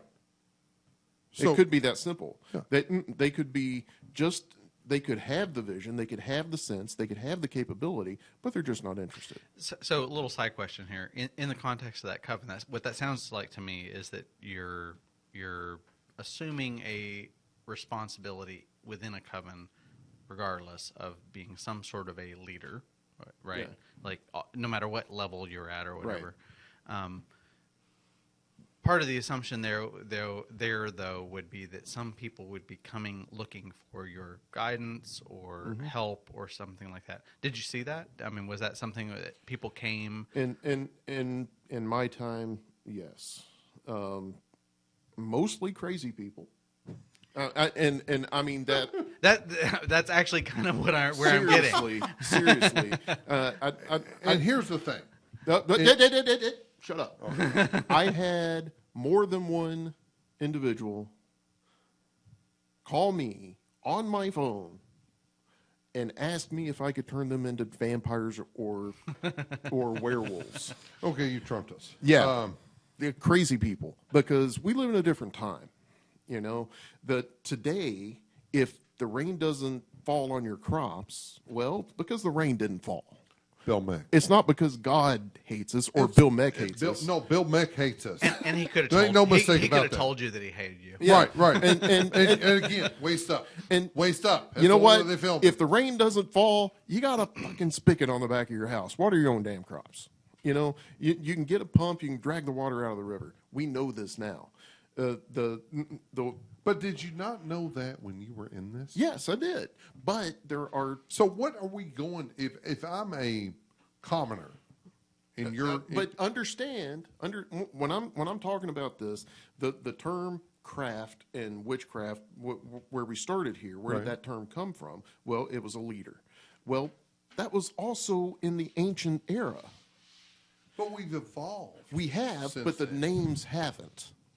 You asked where the name came from. That's where it came from. Right. A millennia ago. Right, right.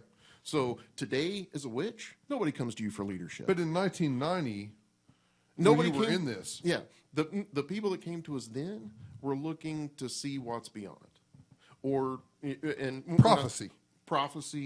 or help us with a broken leg that's not healing quite right. Now, all right, so in those circumstances, I think that brings up a good point. In those circumstances, did you actually think that you could effectuate healing? Yes, I've seen it. In hindsight, do you still think you could? Yes. Then why walk away from it? You could be a healer. Because And where you are now, I'm assuming, because in my faith that I have had background in, if I thought I could heal, I would never walk away from that. okay, here's why. Because I have witnessed the kind of healing, life-saving, like terminal cancer to gone, full remission, only to have people end up dying anyway. Everybody dies. Yeah, within a week. You're prolonging. Within a week of remission. I mean, I've seen that happen. I've seen people come to my little crew with apparently the sense, and we start this, training process to see them go full on balls out crazy within a month, 3 separate 72-hour holds for mental health, and then them starting a shotgun. Welcome to religion. Now, why did I walk away from it? Because we interfered in the natural process. Okay. There- And I think that's a natural segue into the end of our And podcast. it is. So with that, Alex, you had a couple questions. Yeah, so I mean, I think it leads into We woke him up. I think it kind of leads into the question of, your transition and stuff like that. You mentioned when we were talking earlier that the Witch's Creed, the do as you will, And it harming none. Yeah, Do as you will. if it basically in today's language, it's if you're not hurting anybody, do what you want. Right. So, I mean, what's the honestly on the surface of it, to me that sounds totally valid. Sure. Not necessarily in my past, but now it does. But it sounded like you saw some cracks and flaws in there that led to where you are now, and Yeah. kind of where you led from there. So, how did that go? And to interject, the way we're going to do this podcast, we're going to do the monologue to start off with. There's going to be questioning, and then there's going to be, where are you now? And I think that now is where we go to that. Yeah, I can Given start there. Alex's question, where are you now? Well, and to directly answer Alex's question, the problem I had, or the problem I ended up developing with the Witch's Creed, is within the community that I was in at the time, there were husbands and wives that had families that were taking that creed as a personal thing. So if it's not hurting me, never mind my kids and my husband, never mind my kids and my wife, if it's not hurting me, then do whatever the fuck you want. Well, no. That's where I started seeing a problem. I saw so many families destroyed, and these poor kids had no clue what their parents were into. They saw this ancient creed that meant more than they knew, because I can't help but believe, as much as I know that the witches were about community, they were all about community. They were about holding communities together. That's why they banded together to make covens, so that they could bring their individual communities together. That makes 13 communities coming together. 13. Yeah, I don't know why. one of the listeners can look it up and report back in the chat. I don't know. But yeah. So, but they were all about community. So to render that creed down to an individual level is poison. It's cancer. And I witnessed it on more than one occasion. Perfectly good families completely destroyed because husband, wife decided, well, in one case it was, well, heroin is not hurting anybody but me, so I'll do whatever I want. And in another case, it was, well, alcohol is not hurting anybody but me, so I'll do whatever I want. Well, he did whatever he wanted. He ended up killing 3 people. Now, I mentioned early on that the creed works well on an individual basis. No, what I said was it worked well in a form of government. If it doesn't hurt anybody, do what you want. If that is a government, if that is what Matt Bevin tomorrow decided to preach in front of the state legislature, don't. I'm all about it. But as individuals, I think we have more responsibility than that. Myself right now, I cannot say if it doesn't hurt anybody, I'm going to do whatever I want. Because it could actually end up hurting my wife. If my love for Old Fitzgerald or Riff or what was that other one we had? Long Branch. It was fantastic. It is fantastic, and I could probably live on the stuff, to be honest. Yeah, it's good. But that's certainly going to hurt my ability to provide for my wife. Well, anything done to an extreme. It is true. Well, and that sounds like taking a creed out of context. I mean, obviously the point is harming none. Well, obviously it is harming someone. Exactly. So, but I'm glad you went there because that was my next step. Is it just the language or is it just human nature? Well, it's human nature that we're going to seek the next available path forward that benefits us. So if it means we just are okay with where we are. We don't always have to move forward. No, I think Alex will echo this. We've lived a lifetime of moving forward. Are you okay with who you are today and how you treat people now without any guilt? And if that answer is yes, then more power to you. Well, that person using heroin might also answer with a yes. Not with yes, and I'm not harming anyone, but not because I'm just harming myself. They won't, because but eventually they're going to get killed. Yeah. So obviously there's some balance. But we're talking about difference between drug use and religion. Which is not all that vast between the two. Well, because it's all about dependency. No, it's all not. about need. No, it's not.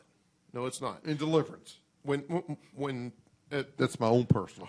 Harkening back to, first off, are you satisfied with the creed and where we went? Because this is an excellent segue into the yeah. I mean, I think your points about it being like it can certainly be misused. Any kind of like maxim can be misused. Yeah, I think even someone could find a way to take the golden rule and turn it sideways to harm others. Right. Which I think leads us to the natural segue in where are you now?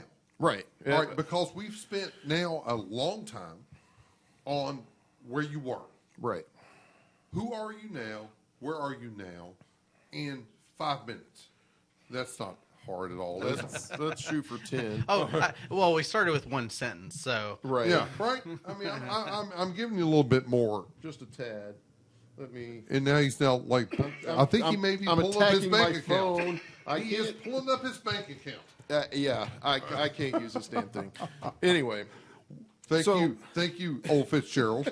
So the separation for me really started with the creed and how people were abusing it, and I think it started there. I mentioned in the monologue when I moved to Mercer County, and I had this great falling out with the crew. I can't see that. With I got my glasses. You're good. Just leave it there. With the crew in, just put it down. James is holding up a clock so it don't run long. It's a phone. Whatever it is. You can't see shit. I can't. I'm blind. When I left this crew that I was working with in Lexington, my belief structure in the craft was beginning to change already. Everything in the craft is cyclical, but I was beginning to see the 4 stages of God as the Father, the Son, and the Holy Ghost. Spirit. And the Ghost is what I was calling them. In my head, I saw the correlation because, like I say, I grew up in the church. I didn't grow up in the church, but I grew up in the community of the church. Around the church. Around the church, by all means. But I was still that perfect, happy kitchen wedge, right? I was content with where I was. I also mentioned the books that my wife brought in. So the 2 deaths, or the 1 death, the 3 deaths really by the drunk driver, and then the collapsed family. Those 2 stick out in my mind. That's why I referenced them. And there was a couple others. I actually talked also about the guy that ended up going actually clinically insane. So far as I know, the guy is still in the mental hospital because of... We hope. We hope. Or, well, actually, I hope he's fixed. I hope he was cured of this. I have dated a long time. You can't fucking fix You crazy. can't fix crazy. Yeah, cannot. and this You poor can guy... fuck crazy.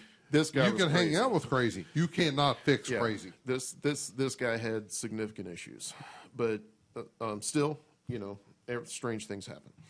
Even in a religious podcast, I can go to sexual stuff. I watched a wall go on fire that nobody else saw go You're on fire. really not that far. So all of this was going on at about the same time. The books that my wife brought me were I'm going to throw some authors at you guys. No, not me. I have not read anything. You will probably know the Did Left they Behind not? series. Edgar Allan Poe. I heard that. Did you know? Have you ever heard of the Left Behind series? Yeah. Either one of you? Yeah. Oh yeah. He has. Both of you have. Yeah. Those were the first 3 books is what she brought home. Now, was that pointed by her It was to get you out of that? No, I don't believe so. Since she doesn't say now that it was, I don't believe it was then. I was always a student of the Bible. I was a huge fan of But when you Christian were prophecy, Christian end times. But when you were in the Wiccan, not Craft. Wiccan, craft, I'm sorry. And I'm learning to discern between the two. Thank you. But when you were in the craft, was the Bible anything close to what you were talking about? How could it? Really? Religion-wise, no. Right. Culture-wise, it had to be. It had to be, because I'm in a world full of Christians. How can I not relate to this world if I do not understand the Bible? Understanding communism when you're a socialist, I understand that. But you're not giving any credence to Okay. it. Well, but- It's a matter of No. understanding it. Understanding it, yes. How do you understand it? You read the Bible. That's where I was at the time. All right. I'm different. So any system should be like consistent enough that it actually could explain other systems, even if it disagrees with them. Yeah. Right. So and I would assume I think that's probably true of the craft too, right? That it could. Well, but the craft wasn't exclusionary. There. Right. That's exactly what I mean. Right. It was inclusive enough. My assumption. I'm making an assumption here that If it doesn't hurt anybody, do what you want. that it was inclusive enough that it could explain Christianity or It was Islam, just a different. It was just a or- different way of life. right. To the witch, the Satanist was just a different way of life. Oh, that scares us. Us fundamentalists. If you say Satanist, Oh, it doesn't scare me a bit. it doesn't because you've been in that world. No. Even then, it didn't because it's fucking made up. It's a sociology experiment by Anton LaVey. Come on. That's a 4th podcast. So Jesus Christ! So anyway, those books came around, and my belief structure within the craft had dramatically changed. I knew that it had changed. I was comfortable still with that change. And I can't explain why now, but I was then. So I understand. Who can possibly understand Revelation? Not a soul. No one. No one. No. Or Isaiah or Daniel or any of the No, corollaries. we don't believe in that. Whatever. That's the Old Testament. Yeah, that's you. We're a New Testament church. So Says you. So I That's my third podcast, fucker. yeah, I had read Revelation front to back several times because it's an amazing. Because amazing you thing need to be trying on figure it out. acid to understand that shit. Yeah, and I was also listening to Pink Floyd and Rush. Which goes back to a podcast we haven't published. Which we will. So but- was John. So was John. Yes. John, John of Patmos, not the John of the New Testament. right. So you all know, that fucker had nothing to do with the New Testament. He was not until Jesus' Revelation. brother, John. No, it wasn't. It was John of Patmos. And most people think Matthew, Mark, Luke, John. That's the one that wrote. No, fucker, it wasn't. Read more. Yeah, but that's just an evolutionary step. That's my whole thing. So anyway, that's where I was. Angela, damn it, break. Wife brought me these three. Okay, so the wife brings me the Tim LaHaye series, the first three, the Left Behind series, and I knew it for what it was. Isn't that kind of like Kirk Cameron-ish stuff? Well, he played in it. It's kind of he played in the sensationalism, movies, right? Oh yeah, it's entirely fiction. Oh my God, but it's fun, and It's like the drag queen of religion. I knew what it was. Woo! I knew exactly what it was as I was reading it. All right. Right? I knew exactly what it was. It was an overly dramatic portrayal of what may be like in a pre-trib world. May I ask you, were you searching then? No, Then why read it? because I was interested. I was interested in what these guys thought is of interest of not a searching? No. Well, you don't read. I do read.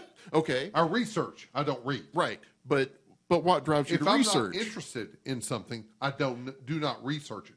So I've always been interested in the end times, particularly the Christian take on it, because it's a little weird. All end times. I would say take that's a is- particularly specific take on it, but yeah. Well, but I mean, want to tell you what. If you're talking about an But- apocalyptic take on any end times, they're all fucked up. And if you don't think they're fucked up, you're not paying attention. the only one I know about is the Cherokee world and the Christian world. And there's not much difference. Look at Roman, Norse, Greek mythology. They all have end time apocalyptic rants. Okay. And they're all fucked up. Are they at all similar? Yeah, because they're all Joseph fucked up. Campbell. That was his name. I knew already we'd. looked him up? I had it up. We would come back around to it. They're all fucked up. And they're all fucked up by anyone that's not in that But- faith or in that belief system. Brother, I'm sitting here telling you right now, this world ends right now. I don't care what you believe. It's going to be pretty fucked up to us. Or not. Or it's not going to. Unless it just snaps and we're we we're just not here drift. anymore. If we have any cognitive recognition of the events transpiring, it will appear to us to be pretty fucked up. I promise. Or you'll just be done. If the lights turn off, then fine. But if we have any cognitive recognition in every single faith you just mentioned, in the Cherokee religion, the people would have a cognitive response to it. They would know it's going on. Here's the thing. And Alex, I'm not done with the summation. I know you. Alex, back me up. In any faith or religion you talk about, they have an end. They have The craft doesn't. that may be the best one of all of them, then, because they have some. Does it not? No. There is no escape. Everything is There is no cyclical. escape from the cycle. Everything so is it's cyclical. all There is no end to the cycle. No, everything It's is all a circle. Every religion that has come out of the Middle East, be frank, are linear. Everything is linear. There's a beginning and there's an end. But linear is straight. You talk Isn't that what about I said? everything in Right. in the craft being circular. Everything in the Middle East, the Abrahamic religions are linear. There's a beginning, there's an end.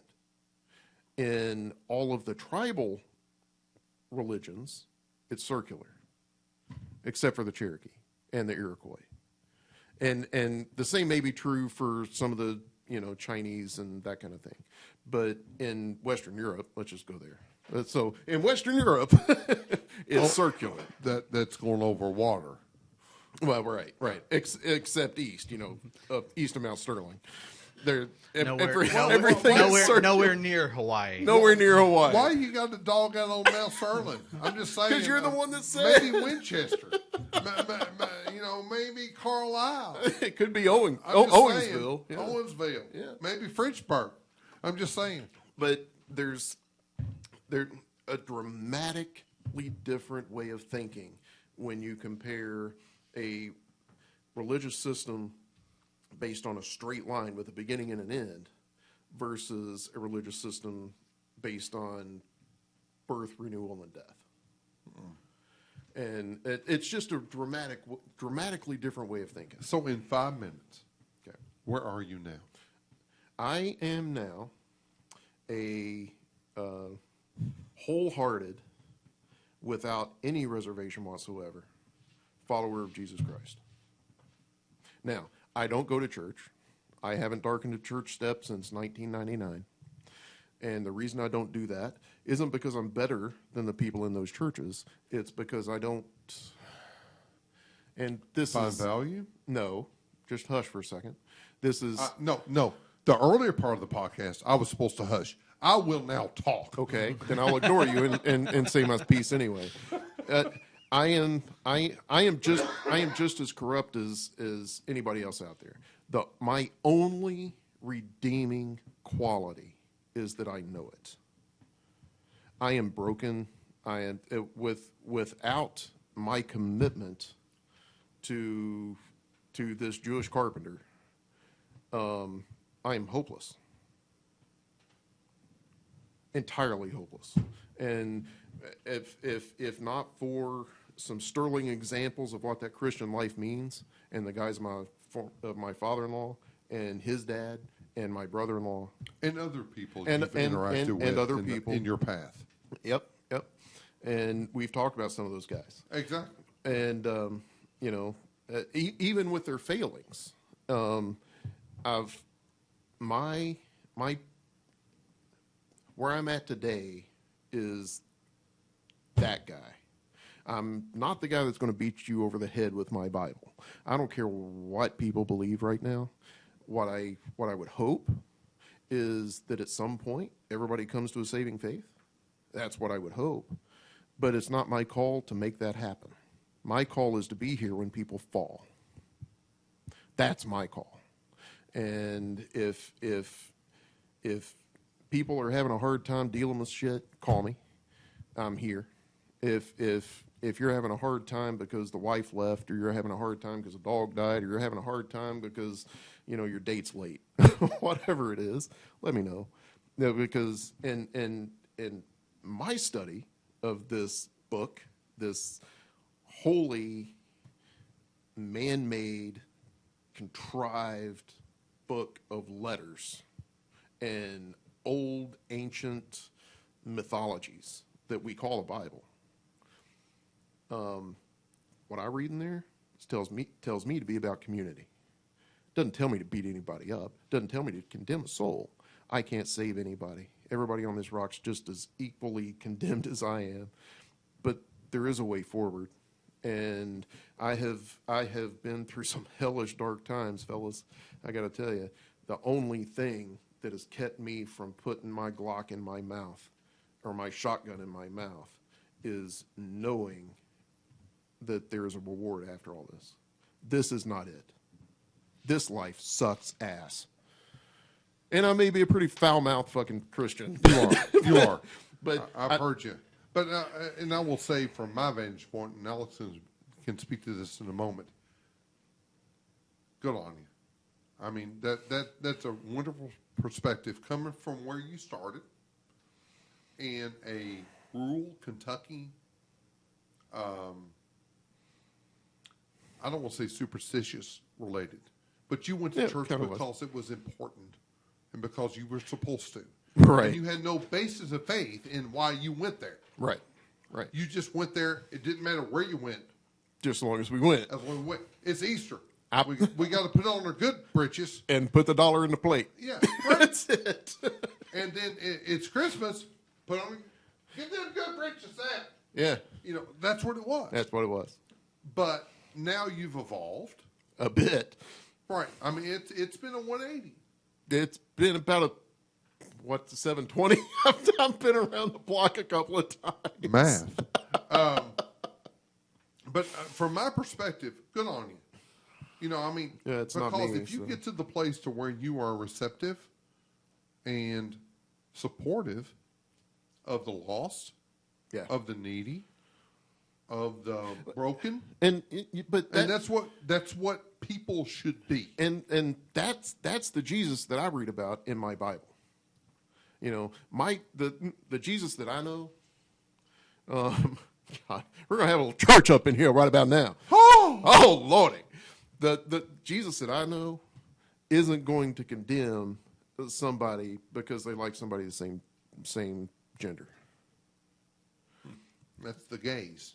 Yes, you know, because People on Grindr. oh, Grindr. dang, we got another reference. That's in. why Perfect. Root has a Grindr I have no account. Grinder account. You're the fucker that keeps referencing You it. keep saying it, but you know, again, the person that's the most animate about saying no is the one that says yes the most. When have I said no? I ain't said no to Every shit. time. Every time. Except when you try to call me a damn Wiccan. So yeah, my Jesus is nothing what I see in the common vernacular of the Christian world. I think in an earlier, it was the alcohol podcast, I think, where we were talking. I was told the story. I went to a party in college and was brought upstairs by a Yahoo. You don't ever need to bring Root upstairs. And- we've heard two stories And- from two different podcasts. If you bring No, that no, fucker no, no. upstairs, shit's gonna happen. I'm repeating the same thing. We can't explain it. We're not talking about it. It's gonna happen. This guy brought me upstairs and he starts talking in tongues to me as soon as the damn door closed, and I'm like, "What in the fuck are you doing?" And it kind of went south. But you know, I challenge any of our listeners right here and now. You send this. I had to cough. Did you pick up your lung? I just want to I ask. cut the mic off. You did, but it's still picked up. The people in Mount Sterling probably heard that, Why or do maybe we even have- Czechoslovakia. Why do we have to begrudge Mount Sterling? They're not that far. How about Carlisle or Stamping Midway ground. for How about for Stamping- Alex? Right. Alex took 3 hours to get here from Midway today. So yeah. So anyway, I'll cut it off here, and you got to fix that. All right, so I'm going to say right now, thank you. Yeah. Because that's not easy to sit in that. was fun. In that It was- firing line. And Because and you have two people in this room from starkly different perspectives, and we are both jaded. Am I Oh. agree? Do you agree? Sure. yeah, Yeah. and And we I'm- are both jaded, and we're hurt. There's a wall there, Mm-hmm. and I think we did okay with not attacking. absolutely you did, and And we- I don't think that's ever the intent. And you It- know, it I mean, wasn't. and honestly, like, I mean, so I think we saw a really, from my perspective, I see a pretty big gap in the jump from where we left off of you're reading the Left Behind series to where you're saying you Well, are now. right. And I'm really curious actually to hear and learn a lot more about that. And my guess is over the next many episodes we'll hear Yeah, some of that. and yeah. But either way, you know, yeah, I mean, as much as I can be a bit jaded about Christianity in general, Or religion. and You may have earned and that, religion but in yeah. general, anytime a person can reach a perspective that is inclusive, welcoming, and not necessarily judgmental of others, and more kind of like, how can I take this and make myself a better person? Right. Right. I am totally for that. Well, And I think we all would agree with that. And given our background, if somebody is devout, that's a whole lot harder life to live than what I live. If you have a code, my God, hats off to you. Yeah. I don't. I have my own personal code, but it's not written in any scripture or anything like that. I'm not held accountable except to myself of my code. So, Oh, God help me if I ever get there. yeah, I mean, That would be a bad day for everybody. right, but I'm just saying. Now, I would say that's actually the code that will make you behave, Right. and act in a consistent way, as opposed to one where someone's imposing it on you. I can honestly tell you, boys, right now, right where I'm sitting, if it was left up to my heart to make decisions, I wouldn't go to work tomorrow. Why? Why? I know where to go to get food. I know where to go to get shelter. If it's left up to my heart tomorrow, my wife and I disappear into the hills of eastern Kentucky, never to be seen again. Not a bad thing. But So why not do it? well, Go. why? Go. Because Send us a text message. That's right. But Root does not communicate She- via text message. Maybe Facebook. Maybe we don't know. here's why. Here's why. Because my wife wants to be with her family. My wife wants to live in this society.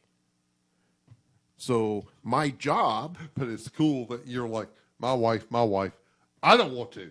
brother, I'm sitting here telling you, it's God's honest truth. But all of those are, I mean, and now we're starting to go down a rabbit hole. We are a little bit, but all of those are decisions you're making to achieve an end that you actually do want, right? So you're still making a judgment call. I am. That judgment is to provide for her the life that she wants. If God forbid, if I go home tonight, my wife is dead, God forbid, we'll deal with what comes. But give me 3 weeks, you boys will never hear from me again. Oh, I'll find you. No, you won't. No, you won't. I will find you. Don't doubt my resources. Don't doubt my ability to disappear. It's not a game. It's a matter of care. Good That's luck. the thing. That's not it. I hear what you're saying. You know, I can attest to this. yeah, because there's not many people we let in our inner circle. Right. When we let somebody in, we care for them, Yep. be it good, bad, or indifferent. And that's the thing that we're going to find in this podcast. Yeah, we need to wrap. We're talking about 3 totally different perspectives on religion and on backgrounds and everything. But guess what?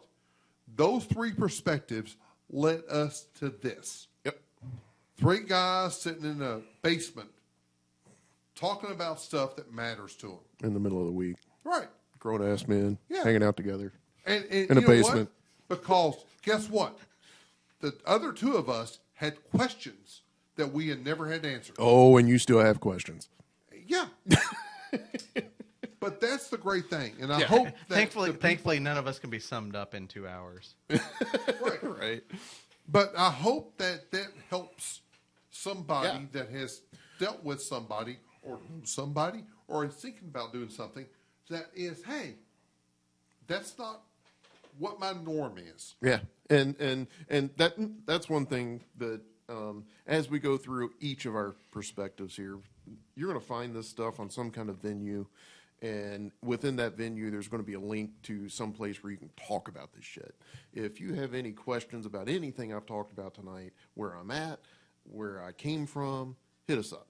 Hit us up. Absolutely. Absolutely. Hit And us when up. we move forward, Yeah. next week is Alex. Oh, God. And I want to tell you what, kids, saddle up. Because you think Root was fucked up? Nothing. Nothing compared to what Alex is. Jeez, He I may mean, wear a scarf I may need to go to more therapy between now and then. because I have been around a lot of religions in my life. I'm somewhat aware of Alex. or Root. Sorry. Fuck. I'm somewhat aware of Root. But Alex, oh my God. Yeah, I know a little bit. Not gonna spill any beans here, but I am genuinely interested to hear this. You know, and that's the great thing about what we're doing. We hope that what we are doing transcends to the audience. Yeah. But if it doesn't, guess what, folks? We don't give a shit. Right. Because we're having a great time doing what we're doing. Hope you had a fun time on the ride. And if this stops being a good time, guess what? We're We're going out. away. We're out. We are going away. We We're can having drink- a great time We doing can drink this. bourbon somewhere else. Right. We could go on the porch somewhere That's right. in March and Yeah. drink a bourbon. That's right. Go So- fishing. So this is a great thing. Next week is going to be Alex and his walk. And my God, folks, stay tuned because this is going to be a healthy ride. All of God's people said, Amen.